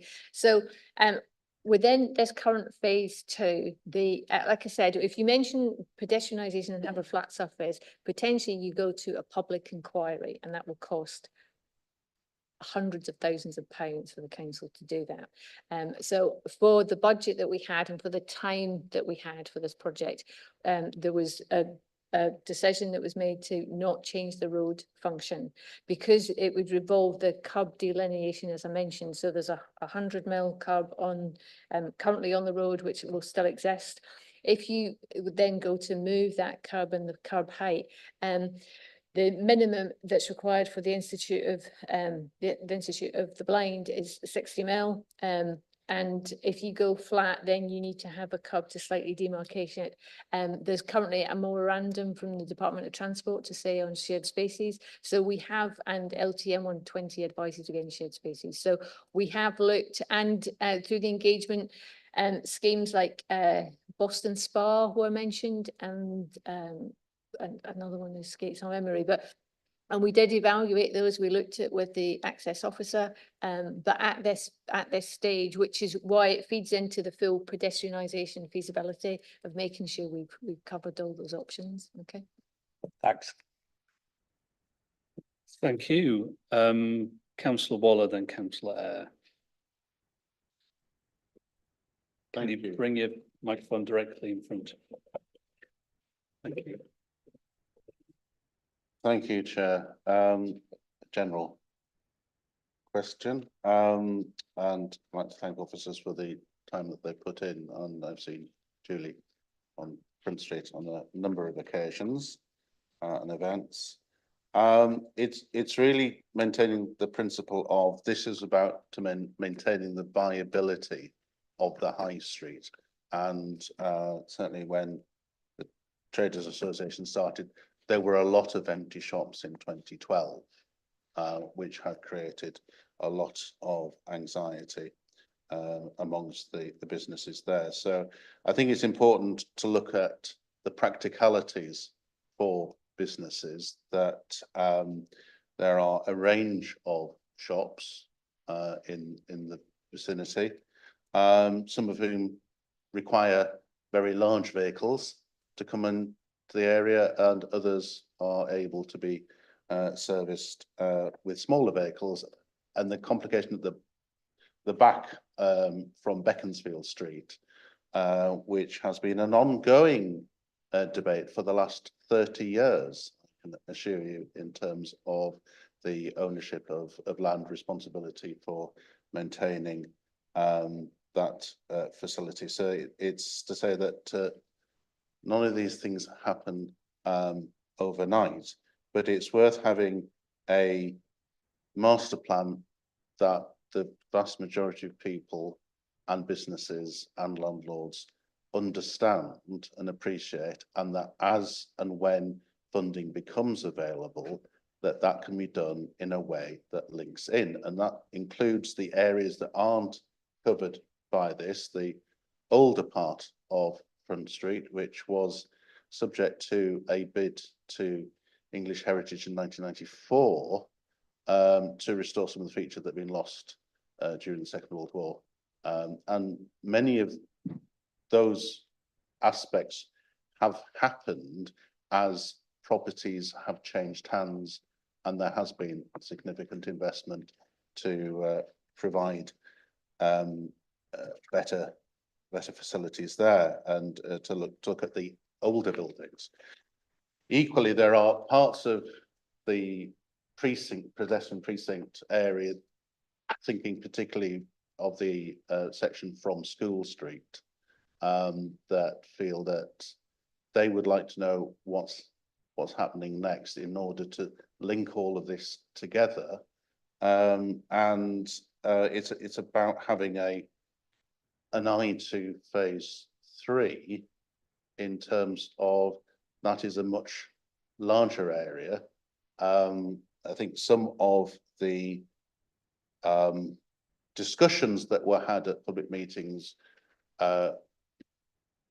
related to aspirations that would require multi-million pounds of investment, and whilst that would be nice to have, we have to work within the resources that we have, and to recognise the practicality. So it's looking at some of the things may not work out in the way that you think they will, in terms of robustness, in terms of Utilities probably not so, although there's a lot of fluorescent markings appeared. But certainly the footpaths between Gateway and the greengrocer and on both sides were relayed in 2018 by Northern Power Grid when new electricity cables were installed in that section. So there's it has been dug up quite recently, and thankfully they did relay those footpaths, which kept us going for a few more years. But it then extenuated the difference between the council footpaths and the private footpaths, and people couldn't understand why one section was better maintained. So I think the key point is understanding how you navigate the project and keep residents, businesses and landlords informed as it progresses, because it is important to have a sense of common purpose. Thank you. You can respond to that if you wish, or note it. But Yeah, I mean, absolutely noted, and I think we're absolutely on the same page that the focus at the moment obviously has to be on phase 2, because we need to be able to spend that money. But we've, as Julie's identified, and you know, we've got future work plotted out for kind of the months after that. And I think there are opportunities as well, potentially around future funding, that we can, you know, investigate further as well, because we know that certainly the combined authority are looking at high streets as one of the priorities.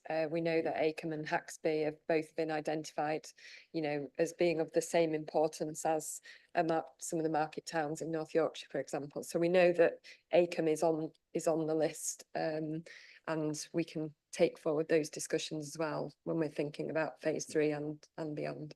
Thank you. I've just got one more hand from somebody who hasn't spoken. Councillor Eyre, did you want to briefly come in, Councillor Kilbane? Just on the common purpose, really, we inherited a project that had caused uproar in the locality, with everybody fighting against each other over what they wanted and what they didn't want, and a bit of mayhem going on, campaigns going, thousands of people signing petitions, that kind of thing. I think we have found some common purpose now. It's taken quite a lot of hard work, quite a lot of listening, quite a lot of us saying, we don't know what's best for you. We thought adopting a highway was best for you, and they told us to bugger off and they wanted something else. So we took that on board, and that's what we're doing. We found that common purpose. I take your comments on board, Councillor Waller. We will continue to pursue that common purpose, but you're quite right. It is about communication and making sure that everybody understands what's happening as it's happening. And I'm very happy to work with ward councillors and the local community and businesses to make sure that happens. Thank you. Final question or comment from Councillor Eyre.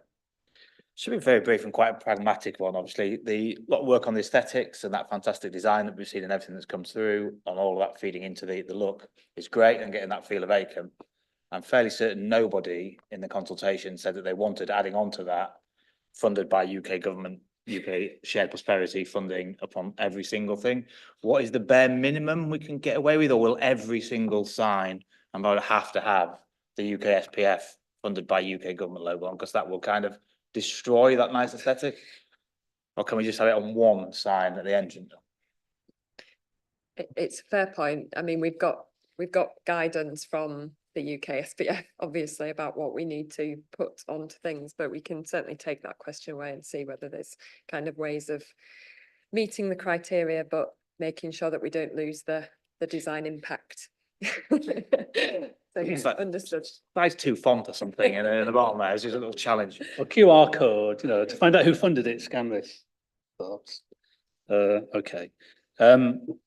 Thank you, members. Thank you, officers. I'll do a quick. I'm sure you've been making notes, Councillor Kilbane and officers, but in terms of issues people raise, questions around accessibility in terms of some of the seating, and Julie talked about the ongoing discussion with the designers in terms of benches being sufficiently age-friendly. Talked about the raised tables and their robustness and slippiness, and there's the example of King's Square as proof in terms of the ability to withstand heavy vehicles. That shouldn't be a problem. Discussion around if the tactile paving trial is a success, whether that can be rolled out further afield. Talked about kind of ongoing maintenance costs. And I think Julie said you'd go away and see what assumptions, if any, had been kind of plugged in to that. Bollards that are removed will be reused elsewhere wherever possible. Discussion around the mural and what opportunities there might be there for community involvement. Talked about planter maintenance and circumstances in which trees die or perhaps don't die, availability of watering cans and other community facilities, opportunities to engage young people in more depth, potentially through activities at the Working Men's Club. Talked about plans for ongoing engagement with residents and businesses. Talked a bit about pedestrianisation feasibility study, which is a sort of separate work stream and has its own budget. Non-adopted highway options, which seem quite complicated, but steps had been identified if it were decided at some point that that's an option that one was to be explored further. And then an eye to the future in terms of a broader master plan for the wider area that we call Acomb. Regardless of whether you live in Westfield Ward, Acomb Ward, or Holgate Ward, or anywhere, or Hull. I don't expect you to do another summing up, but if there's anything else you want to add before we close this agenda item, please. There's just one thing I wanted to sort of flag really is on the city website, the Front Street website, there is a blue box that we have been updating to say when we're doing engagement. It currently says we're a scrutiny committee and the exec report for on the 24th. So that ongoing communication for when the works, excuse me, commences, of when the road will be closed, when maybe the toilets might be closed for a couple of days while we re-tarmac the road round it. That will all be communicated on that blue box on the website, and then that will be shared with on social media. So that is something that we are proactively helping businesses in the community with, and we would maintain that in the future. So if there is, when we start work on the feasibility, there's a commitment from the project to share those dates with the community, because that is integral to one of the outputs for its future. Brief supplementary Very brief. question. Assuming that also cascades out to paper and talking communications, because lots of people don't do social media and don't go onto Facebook websites and things. That's my assumption. Is that correct? Yeah. Super, thank you. I think we should maybe pencil in those ward councillor updates, because once you've got them in the diary, they're more likely to happen on. Catherine, Julie, anything else you want to add? No, just thank you for all the comments. Obviously, we've taken notes, and we're in the process of writing the report for Councillor Kilbane, so we'll make sure that those key feedback areas are included in that. So thank you for your time. Anything further you wish to add, Councillor Kilbane? No? Thank you, officers. Thank you, members, for your contribution. It's taken a while, but I think it was time well spent. And I do like to take advantage of opportunities for pre-decision scrutiny. So thank you for your time. I suggest we have a quick break and then reconvene at 25 past for the rest of the agenda, which is thankfully should be brief.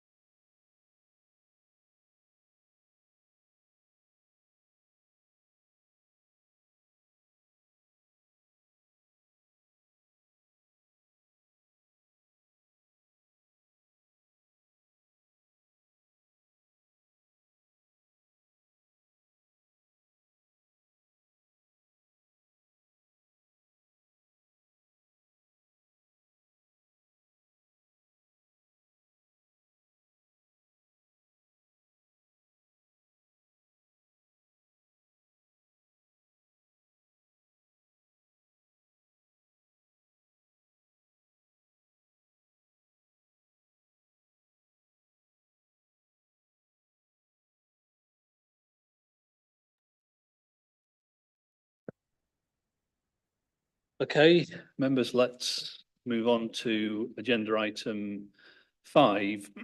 This is a report on potential options for a review of the council's scrutiny function. So the report was prepared by Lindsay Tomlinson, who's a director of governance. I discussed with Lindsay the timing of this report, knowing that she would not be able to be here to present the report, but I wanted to at least get it on members' radar so we could start thinking about how we would like to respond to the recommendations of the report of the LGA peer review from early this year. And to quote from that report, it stated scrutiny arrangements at CUIC would benefit from review. As a function of governance, it can be hugely beneficial for quality of decision making if it is fully supported and empowered to be a positive and integral part of policy development. We could have a very long discussion about the extent to which we think over many years scrutiny at City of York Council has delivered some of those benefits that I think we all agree that it should and we would very much want it to. So what I asked Lindsay to do was to get the ball rolling, to give us an idea of how we might want to approach this. Obviously, we're not a body that has decision-making powers in terms of allocating budget or allocating staff resource to support the scrutiny function.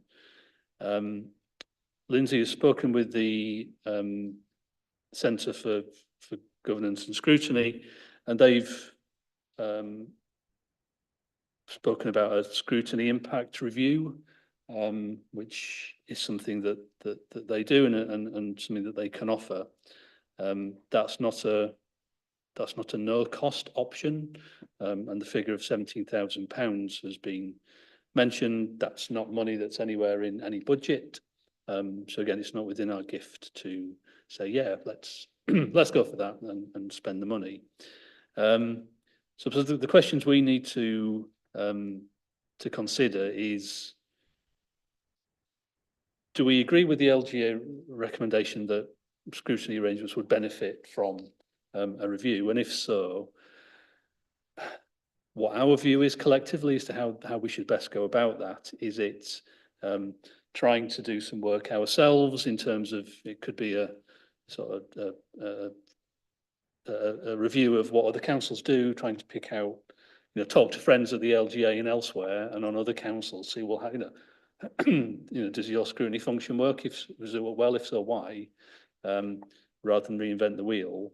Or would we want to go down the line of commissioning an external review? Or is there a halfway house in terms of maybe bringing in some resource to help facilitate a review that we could do ourselves? Or do we think scrutiny at City of York is absolutely fine and we don't need to do anything?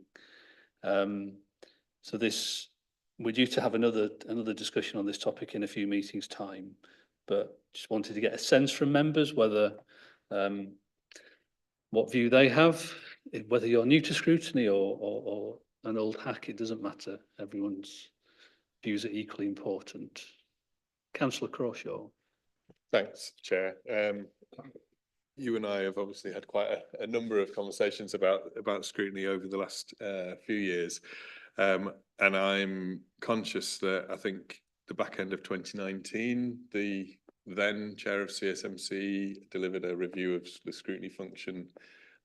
We had a sort of not as extensive, but there was a review of how scrutiny was operating during COVID and immediately post-COVID with some recommendations and some suggestions. I suspect that there's been further kind of consideration. My take is there's two parts to it, really.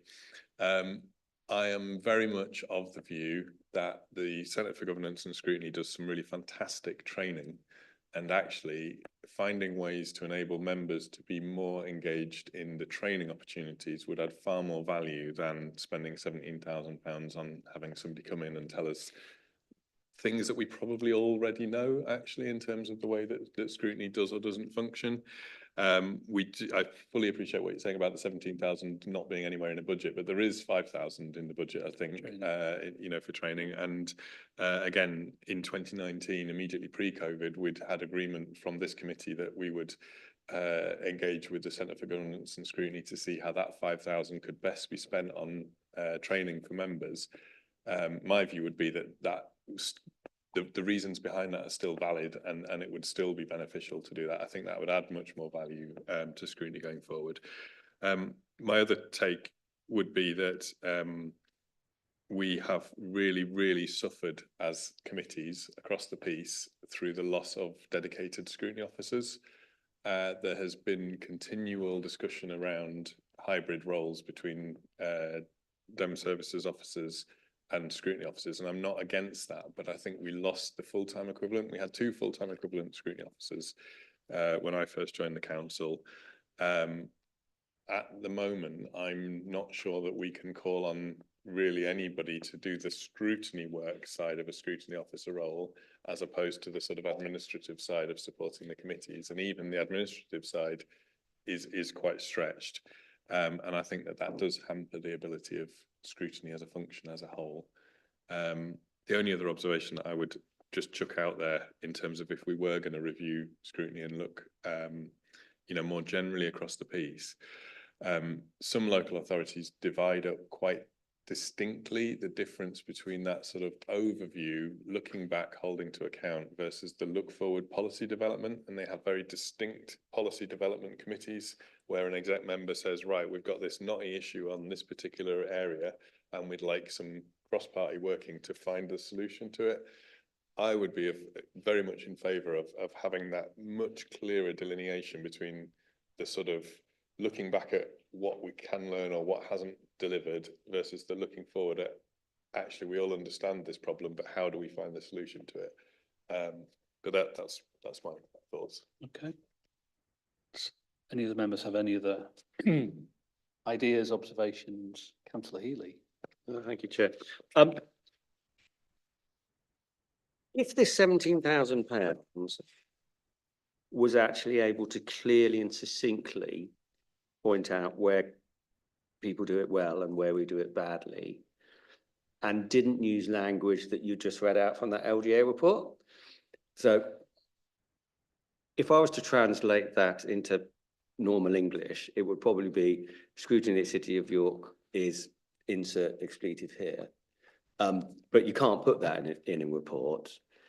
I would suggest that over many, many years, probably decades, there's been a feeling amongst members that scrutiny doesn't really fulfill the scrutiny side of the function. You know, I started in 2007. So a bit of a reboot that would say, well, this is how you're currently working. And I would say that we actually do a lot of note this report because it has to go somewhere, as opposed to, I don't think there's been any policy development across any of the scrutiny committees this term. I may be wrong, someone maybe I'd say there is. And then bring out what other exemplars of where people do it well. If we got that out of this 17,000, I'd suggest it was money well spent.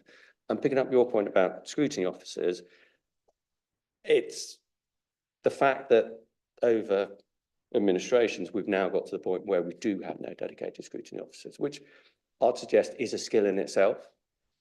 And it's now reliant upon us as councillors who don't have a background in scrutiny and don't have a background in policy development. And I'd suggest we don't have a background in, I don't know, statistical analysis, all those kind of skills that you need to actually develop a decent policy. I think that we're doing a disservice, A, in our time, and B, to the citizens of York. We're not really doing scrutiny, I don't think. Okay. Sorry for being a bit calm there and a bit negative, but. Councillor Widdowson. Listening to that, is there a 2-stage way of doing this? So I've been involved in scrutiny on and off for 5.5 years now. And I do think it's a lot of report reading and common sense put into it, but not proper scrutiny. Not what local government consider proper scrutiny. So would it be worth the LGA saying, do you know what? York is about this size, it's about this shape, it about does these types of things. Similar councils that are doing it well, do it like this, but they don't need to spend £17,000 to tell us that. And then maybe we could do a bit of training with them, and maybe we could find a budget to actually put the skills in that would allow us to do the role correctly. But that would be inserting or recruiting rather than inserting. That would be recruiting a couple of people so that actually the functions worked correctly. So is this a blend of a solution there to think about? Potentially, Councillor Crawshaw. Yeah, I was just going to come back. I think one of the problems in a way is that the term scrutiny is not correct for what a scrutiny committee of a council should do. It's not about necessarily picking apart a policy or getting sort of, that into things. Yeah, it's about going, right, there's this set of problems, and how do we find that nub of thing that we all agree on in terms of, right, we might all know where we want to get to.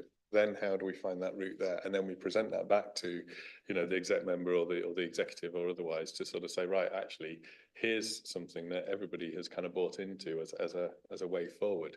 And I think in a sense, that's why my sense is that the training and the engagement with the training is so important, because you don't know what good scrutiny is unless you've seen good scrutiny.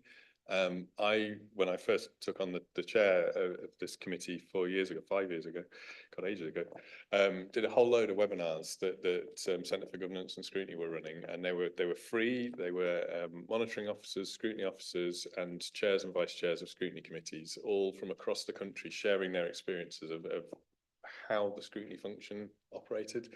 And it is so varied, it's so different that it's quite difficult to pin down what is, Okay. but by hearing all those differing things, you start to get a sense of, actually, I wish we did this more in York. And it is that getting hold of a problem and bottoming it out and then going, this is the way forward with it.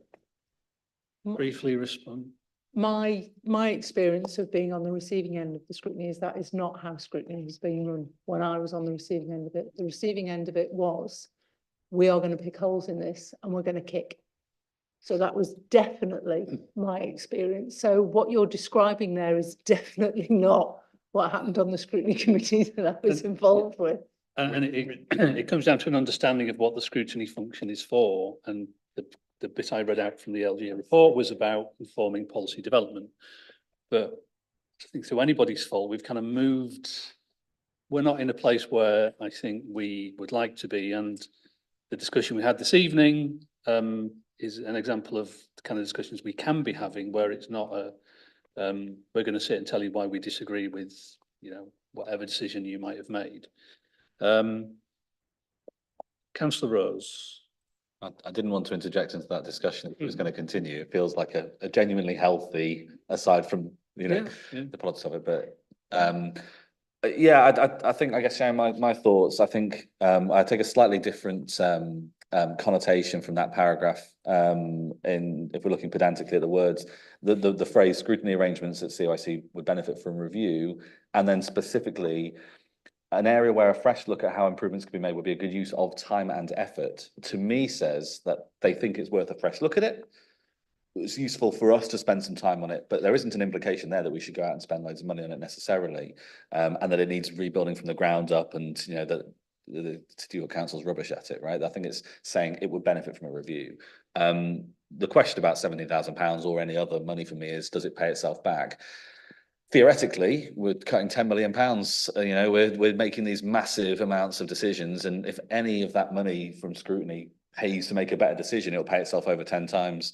But it's money you can't see tangibly, and I think that's tricky to balance. So, how to spend the money? I don't really have a preference of whether we look at it internally, whether we go through training, whether we do shadowing with other councils, we bring in external councillors who might be happy to support us, and other discussions in other committees about how we do reviews now that perhaps don't cost as much, but get the same results or better results. But I think it certainly would be foolish for us not to have some form of review. And I don't know whether the cost benefit suggests that 17K on an external review is the best way to do it. Okay. Councillor Burton. Yeah, I just think I agree with most things what people have said, and essentially I think if we feel that we don't have a scrutiny role internally, or we have someone who's going to drive this, I think going externally just to have somebody who will actually drive that agenda is a sensible use of money, as well as being a positive thing to do. So I think it's a fairly reasonable expenditure. Whether or not it changes slightly in its scope, I think it's a reasonable thing to go externally, and I think having an external set of eyes is wise, so I'd be supportive of it. Yeah, I think, sorry, Councillor Eyre. Yeah, I think just to support that, is that thinking about internally, if we knew what the problems were, then there's that question about why aren't we fixing them already? In terms of that, we've got such a good grasp of where we're not necessarily doing it properly. We should have fixed it ourselves in terms of that. So as much as I am from Yorkshire and hate the idea of spending money on anything that's unnecessary or definitely external, I think having that fresh eyes, I always had that point during the budget, and when we asked budget managers to say, how can you find 10% efficiencies? And I said, well, if they knew that, why were they not delivering 10-15% efficiencies in the first place? You're kind of assuming that, oh, we're definitely running an inefficient department just because we know. So you do need that external look in terms of that, the old Don and Rumsfeld known knowns, unknown unknowns, and all those kind of things. 17,000 does seem a lot. I'll be honest about that. We can probably trim that down, but then if we can get the LGA to pay for the 17 grand, then absolutely. And taking Councillor Rose's point, if we could dig into some adult social care policies and actually find just 0.005% of a saving in one particular area of that would pay for itself 100 times over. Councillor Coles. I was just gonna agree with that point. I don't think that you're gonna make a system better by not looking outside. We're gonna have to ask external people, because otherwise we're not going to fix anything. And also the one thing I'd picked up on when I was looking through the paper was just, again, the training point. As someone who's new to scrutiny, actually, if you don't get training in how to do this well, then you're never going to do it well, and we're never going to improve the training itself and how we do it if we haven't had external examination of what we're doing. So I think that probably means I'm kind of broadly agreeing with the paper, although and I'm not going to say this very often, but in agreement with Councillor Eyre, if we can get the LGA to pay for it, then so much the better. Yeah. I think on the training point, as new members, and to some extent as returning members, we've got less excuse. You're bombarded with so much information and training. It's like, I've done scrutiny, and then the following day you're doing corporate, your role's a corporate parent, which seems like, oh, that's quite scary. But it's kind of a bit of a cheap dip approach in terms of you've done it, but then it's keeping that momentum going and having more of a structure around member support and training, particularly for scrutiny, if we want to do it well. So I don't think this is an either or. I think training is a key part of it, and Councillor Rose was right to the point a bit about making better use of time and effort, and that's members' time as well as officers' time. Because I know there is kind of understandable concern among some officers in terms of what do you want this report for, because they're stretched delivering to a whole, a wide array of customers for that information, and it's like, well, what does scrutiny want this for? So there is something on for us to look at ourselves in terms of why we're asking for information. Are we just filling an agenda, or are we actually seeking to make a real difference? So it's we probably don't need training to do that, but it's more of a sort of sense of discipline and being clearer about our focus. Councillor Rose, do you want to come back? Yeah, I mean, I agree with all that, and I think that there's been a fairly clear mood in this meeting just now, and to be fair, throughout my limited time compared to some around the table, that actually what the purpose of scrutiny is the starting point, and making sure we're all aligned on what are we actually trying to achieve, and to what extent does what we do achieve that point. I think you can't go wrong with starting from that point. Yeah, getting external eyes on whether we actually do it, whether we do genuinely understand and live it, or whether we just go through training and go, yes, this is the purpose, tick box, and actually we don't do it, I think is very valuable. The other thing I just wanted to chuck an extra thought into the ring that came from A&G or came from that conversation, which is that they made the point around A&G that I'll make about scrutiny, which is that we have scrutiny function in our council, there's scrutiny function in North Yorkshire, there's scrutiny at the mayoral level and else externally, and whether part of our considerations around review is, should we be thinking more generally around whether, to what extent we should be borrowing on those other expertise or trying to find efficiencies between different councils or getting, you know, is there a slightly different way we can do things that isn't just insular to our council that might be worth a consideration as well? No, I think that is would be foolish to ignore that, because the the scrutiny landscape is changing because of these new structures. They may provide an opportunity for more joint working and better use of the limited time and resource that we have here. Did you want to come back? Thanks. Yeah, I just think we just need to be slightly mindful, and it's hard to phrase this without it coming across as a dig, and I'm not meaning it to be a dig. I'm meaning it to be a culture change, you know, an observation of a changing culture. This LGA review was done looking back over the previous 4 or 5 years, 6 to 9 months ago. So it actually isn't reflective of what's been happening at this council over the last 9 to 12 months, I don't believe. My experience of scrutiny in that time since is that there has always been an exec member at every scrutiny committee that I have been at. That wasn't the case previously. And I think that that is reflective of a willingness and an openness to say, actually, we're developing policy, we're changing the way that we want to do things, and we want some engagement on this. And the way in which scrutiny works well is that rather than it coming that we've got a set of policies that you're not going to see, you're not going to hear about, and then it's going to arrive a week or 10 days before a decision, and then it's going to get picked apart, totally accept that people will have picked lots of holes in lots of things that have come forward. Ideally, scrutiny should be engaged a good 6 months before that point. So that the point at which those reports are coming through for that pre-decision scrutiny, they're not new to members. They're there for people to actually be able to go, right, actually, we worked on this at one point, we could work on it again. We now think that this is ready for some decision, and there we go forward. Now, that may be a kind of utopian vision of the way in which scrutiny is going to work, but that's where I think the whole point of the word scrutiny is a problem, because if you genuinely want cross-party engagement on things, and you can laugh at me all that you like, Councillor Widdowson, it is really very disrespectful, because actually, whatever you may think about the way in which scrutiny is operated at the council, I genuinely believe that myself, Councillor Fenton, 1 or 2 other people, actually really believe in the positive benefits of scrutiny as a function, not as a political kickabout place, but as a way of developing some decent policy. And actually, there has been some decent scrutiny work gone on at this council over the last several years, some of it looking forward positive changes, some of it desperately trying to flag up some major problems in some of the decision-making that went forward. You look at the whole blue badge stuff, the amount of times that came through scrutiny and people were saying, this is horrendous. Why on earth are you going to go down this route? And actually, if the then executive had have listened to some of what was being said in scrutiny, regardless of the political thing, for the city, it would have left us in a better place. That's where scrutiny can be really positive. And like I say, what I've seen over the last year or so in my time on as a non-chair of scrutiny, seems to be a far greater willingness of exec members to actually engage with scrutiny. There's been 3 and 4 exec members at some scrutiny committees. That's where it needs to be going forward, whoever the administration is, whoever the opposition are, if scrutiny is going to function properly, because it's about collectively finding those shared spaces to develop policy which is in the benefit of the city. And actually, on a lot of stuff, let's be honest, we're choosing between not good and really not good.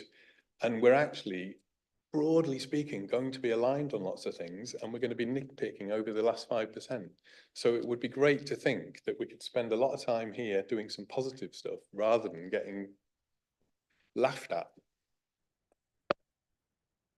I'm keen for this not to become a. Yeah, I'm just going to ding be really, really brief. Given the difference in our opinions and where we've sat and what we think and how we feel and what we've seen and what the evidence shows, we definitely need somebody external to look at this. Yeah. Because there is such a dichotomy. But of I'm not opinion. laughing at you, It councillor is, Widdowson. there is such And there that is is a such respect. a dichotomy of opinion that I think we definitely need somebody external to look Let's- at it. Let's park that. Councillor Merritt. Councillor Merritt.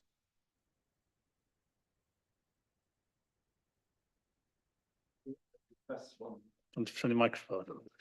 I think the best experience I had was actually going up to Middlesbrough and seeing how they did it up there, and it was very good at that time in terms of actually policy development and a big focus on policy development. We are having more pre-scrutiny now in this last period. Johnny's right to point to the very good executive member attendance at the meetings, but that is not the policy development that Johnny was talking about earlier. That's pre-scrutiny. It's in effect the things coming and you get one chance to comment on it. And that's, I don't, how much value are we adding from that? Some, but I don't think it's a massive amount. It's the move to fuller pre-policy development. And, if you actually look at the statutory guidance, which, was updated after the rollout of combined authorities, you'll see that actually a very strong emphasis on policy development in that guidance, particularly for the CAs. But they obviously also want it to apply to local government as well. So I think we do need to do some learning. Johnny's refed the CFGS training. Just so you're aware, there are 3 1.5-hour sessions coming up over the next 5 weeks that might, if people have the time to do, will certainly be an opportunity to pick up there. But obviously we are in a tight financial position, so I'm not sure that asking for 17k for an external review, when actually I think we, as Johnny said, do actually have quite a good idea of some of the faults that we've got at the moment, despite the changes since the review was undertaken. I wonder whether a mix of training, getting us up to speed on other things, getting people who've experienced of best practice elsewhere to talk to us, but also a bit of facilitation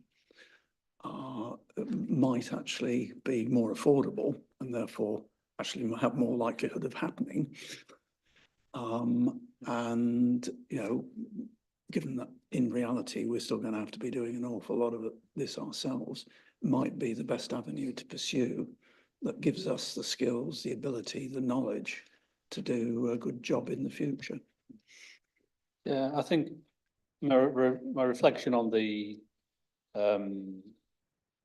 whether executive members are there or not, I think there's probably, I know from my experience, there's been probably a lack of shared understanding of. So I was conscious of not of saying to the executive member, well, you can come, your door's always open, you're more than welcome, but not wanting to be seen for the executive member to be somehow dominating the discussion with scrutiny. And that's probably a sort of a misunderstanding on my part of as to what members wanted. But I suppose it goes back to, if it's not written down somewhere and we're not very clear about what our expectations are within scrutiny in terms of this is a member-led committee, then I think we can make improvements in terms of being clear, the role of executive members in scrutiny, and the more collaboration and joint working we have, the better. I mean, I think just in conclusion, I think there seems to be support for actually making use of the £5,000 training budget that we do have, if nothing else, to focus on as scrutiny members how we can make best use of our time. And it may be that rather than a sheep dip approach, of giving all councillors the same small bit of training, we want to think more strategically about chairs and vice chairs and others who are really interested and really committed and want to play an active role. And that's if members are content, if the chair and vice chair, if we have a discussion with Lindsay when she's back from leave to talk about how to utilise that budget. I do believe some, whether we call it facilitation from outside, I think would be helpful in whatever form that takes. I agree that a kind of paying someone a lot of money to do a diagnostic, which probably may not tell us anything that we don't already know. Yeah, that would probably be more difficult to justify, but I think I would benefit, even it's, you know, colleagues from another authority who can do it, you know, for free, if we accommodate them and take them out for a drink, might be one way of doing it. But if members are content for the vice chair and I to have those discussions and with Lindsay and bringing in other members of this committee as we go, because I don't want to come back to a future meeting, so we've decided we'd like to do this. If everyone says that's not really what we expected. I mean, we don't have there's not a deadline in any of the LGA peer review information that you must have done this by this date. So we can take our time. We also need to have a conversation with Lindsay to understand what plans there may be going forward in terms of the structure of the team. And I've lost track of where everybody is with sort of staff restructures and whether the governance team is where they are on that trajectory. But to understand, is there anything coming down the track that may influence what we do going forward, on the assumption that there won't be oodles of new money to recruit additional staff, but it's making as good a use of the resource that we do have as we can. Does that sound like at least a start, Councillor Rose? Yeah, I agree with that. I think 2 points on that. One is, I think we should take our time to get the right plan, but when we have the plan, let's get on with it. I know that you weren't suggesting we take ages to do it, but I think that sometimes once you've got a plan, booking in the first available date can then take 5 months sometimes, or whatever it might be. So, I think we can move swiftly with some of this. The other point is that if we're going down the training route, let's make sure that it is valuable training. We've got the video from last year's training that we went through. We can go back and watch that, but I think we're all relatively educated. And I remember that training course pretty well. It was only a year ago. And I think we do most of that stuff. And I think actually the description of us trying to pre-scrutinise and post-scrutinise, actually, I think it's been a relatively good year for us doing the things I was taught in training. But the beyond that, should we have an independent person sat on every scrutiny committee? Should we rearrange what's in what scrutiny, and should we change the way that we use officers? All that stuff is beyond that kind of service level training. So that kind of greater education, best practice piece, I think, is a good use of money. Mm-hmm. Councillor Ely. Really quick point. I believe the 17,000 is the total cost before the LGA make their contribution. So it may not be 17,000. It may be less. I wasn't clear, but yeah, I'd clarify that. But reading the bullet points under option 9, coming back to Councillor Crawshaw's point, I'd probably say that there isn't a consistent view across differing parties just on operating culture, behaviours, relationships and mindsets. I'd say there's probably, we see the problem differently. Okay, Councillor Crawshaw. Two quick, completely separate observations or things just to chuck in if we are going to look at a review in general. Committee sizes. If you have 11 members of a committee who all want to spend 5 minutes saying something on any topic, it's going to take you absolutely forever. I would advocate for more smaller committees or even ad hoc committees. Sheffield, I know, for example, has something like 15 or 16 standing scrutiny committees, but they only actually ever meet when there's an issue of a particular topic or a particular area. And if we're going to be reviewing scrutiny and the way scrutiny functions, I think we desperately need to look again at the way call-ins function, both in terms of the actual procedure of the meeting itself, but also the way in which it's used as a process and how it can function in a constructive way. I know we had quite a lot of conversation about that 2 years ago. So it'd be a shame to just go over the same old ground, but I think there is a willingness to have some conversation about how it can be used as constructively as possible. Yeah, I think call-ins have to be part of the discussion because it's arguably the bit where, you know, we've collectively failed either to properly ask the questions before a decision or you know, information not being shared. But it's, yeah, that has to be part of the discussion. Okay, so if the chair and vice chair, we'll talk to Lindsay when she's back and try and work up some proposals we can circulate where we get to by email. So yes, and find out what money's behind the back of the LGACT. Okay, thank you. Final item, work plan.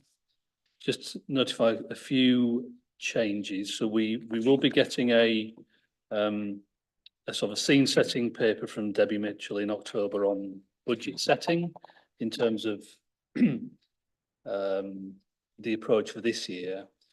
What I've discussed with Debbie is for Debbie to come back in November and start sharing actual proposals so we can have some oversight of what is being proposed for the next financial year, coming out of the engagement activity that's currently ongoing. We'll see where that gets us. I mean, I had a brief chat with Claire Fall around, we thought going around each committee with the York and North Yorkshire Combined Authority pipeline projects was a good template potentially when there are similar issues, whether it's a budget decision or some other cross-cutting issue, to explore how scrutiny can have more of a role in terms of informing budget setting. So we'll see where it gets us, but sort of a scene setting paper in October and then a more kind of meaty discussion in November, touching on some actual potential proposals for the next financial year. I also discussed with Claire about when it would make sense for a York Central update to come back. Claire, who's obviously the interim director of city development, said she wanted to have a look at some of the governance arrangements which the council has influence over. So it may be that report would come in November or December. I also asked Claire whether it would make sense for our scrutiny of the Castle Gateway major project to come sooner, given that there are things happening in that space in terms of an ongoing consultation. And she said she'd go away and talk to the team and come back to us about that. So there's some fluidity at the moment, just making sure we get the right issues at the right time so we can have the most meaningful discussion, but I'll keep you posted. Councillor Healy. Every 6 months now, I think we now have a regular report, council motions and schedule of petitions.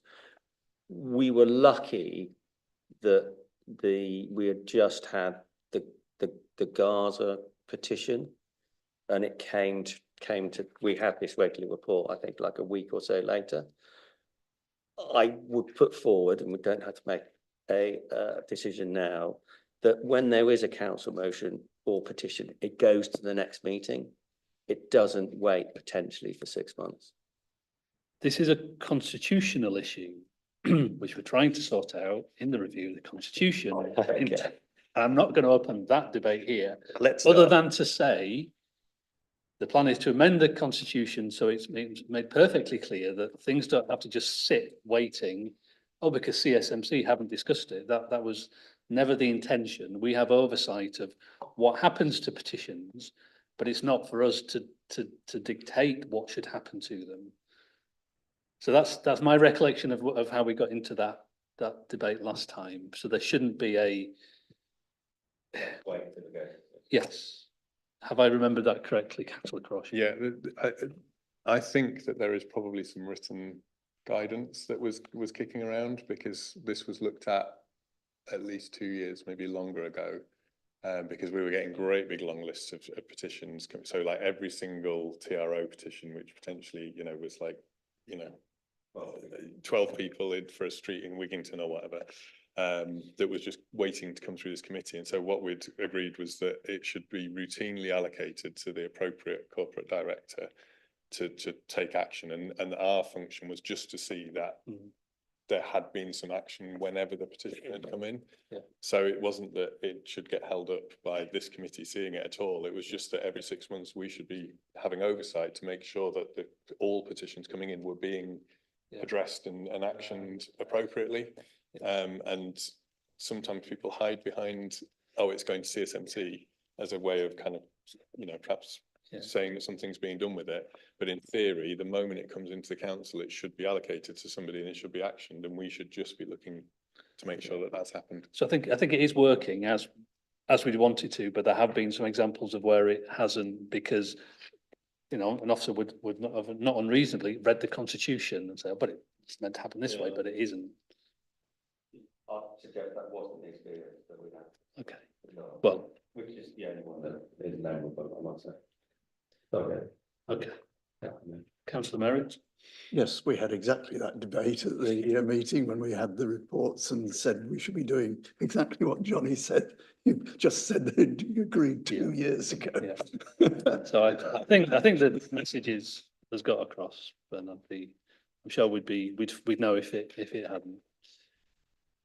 Okay, that's work plan. Agenda item 7, there is no urgent business. Thank you for your time and your stamina on a Monday evening, and thank you. Good night.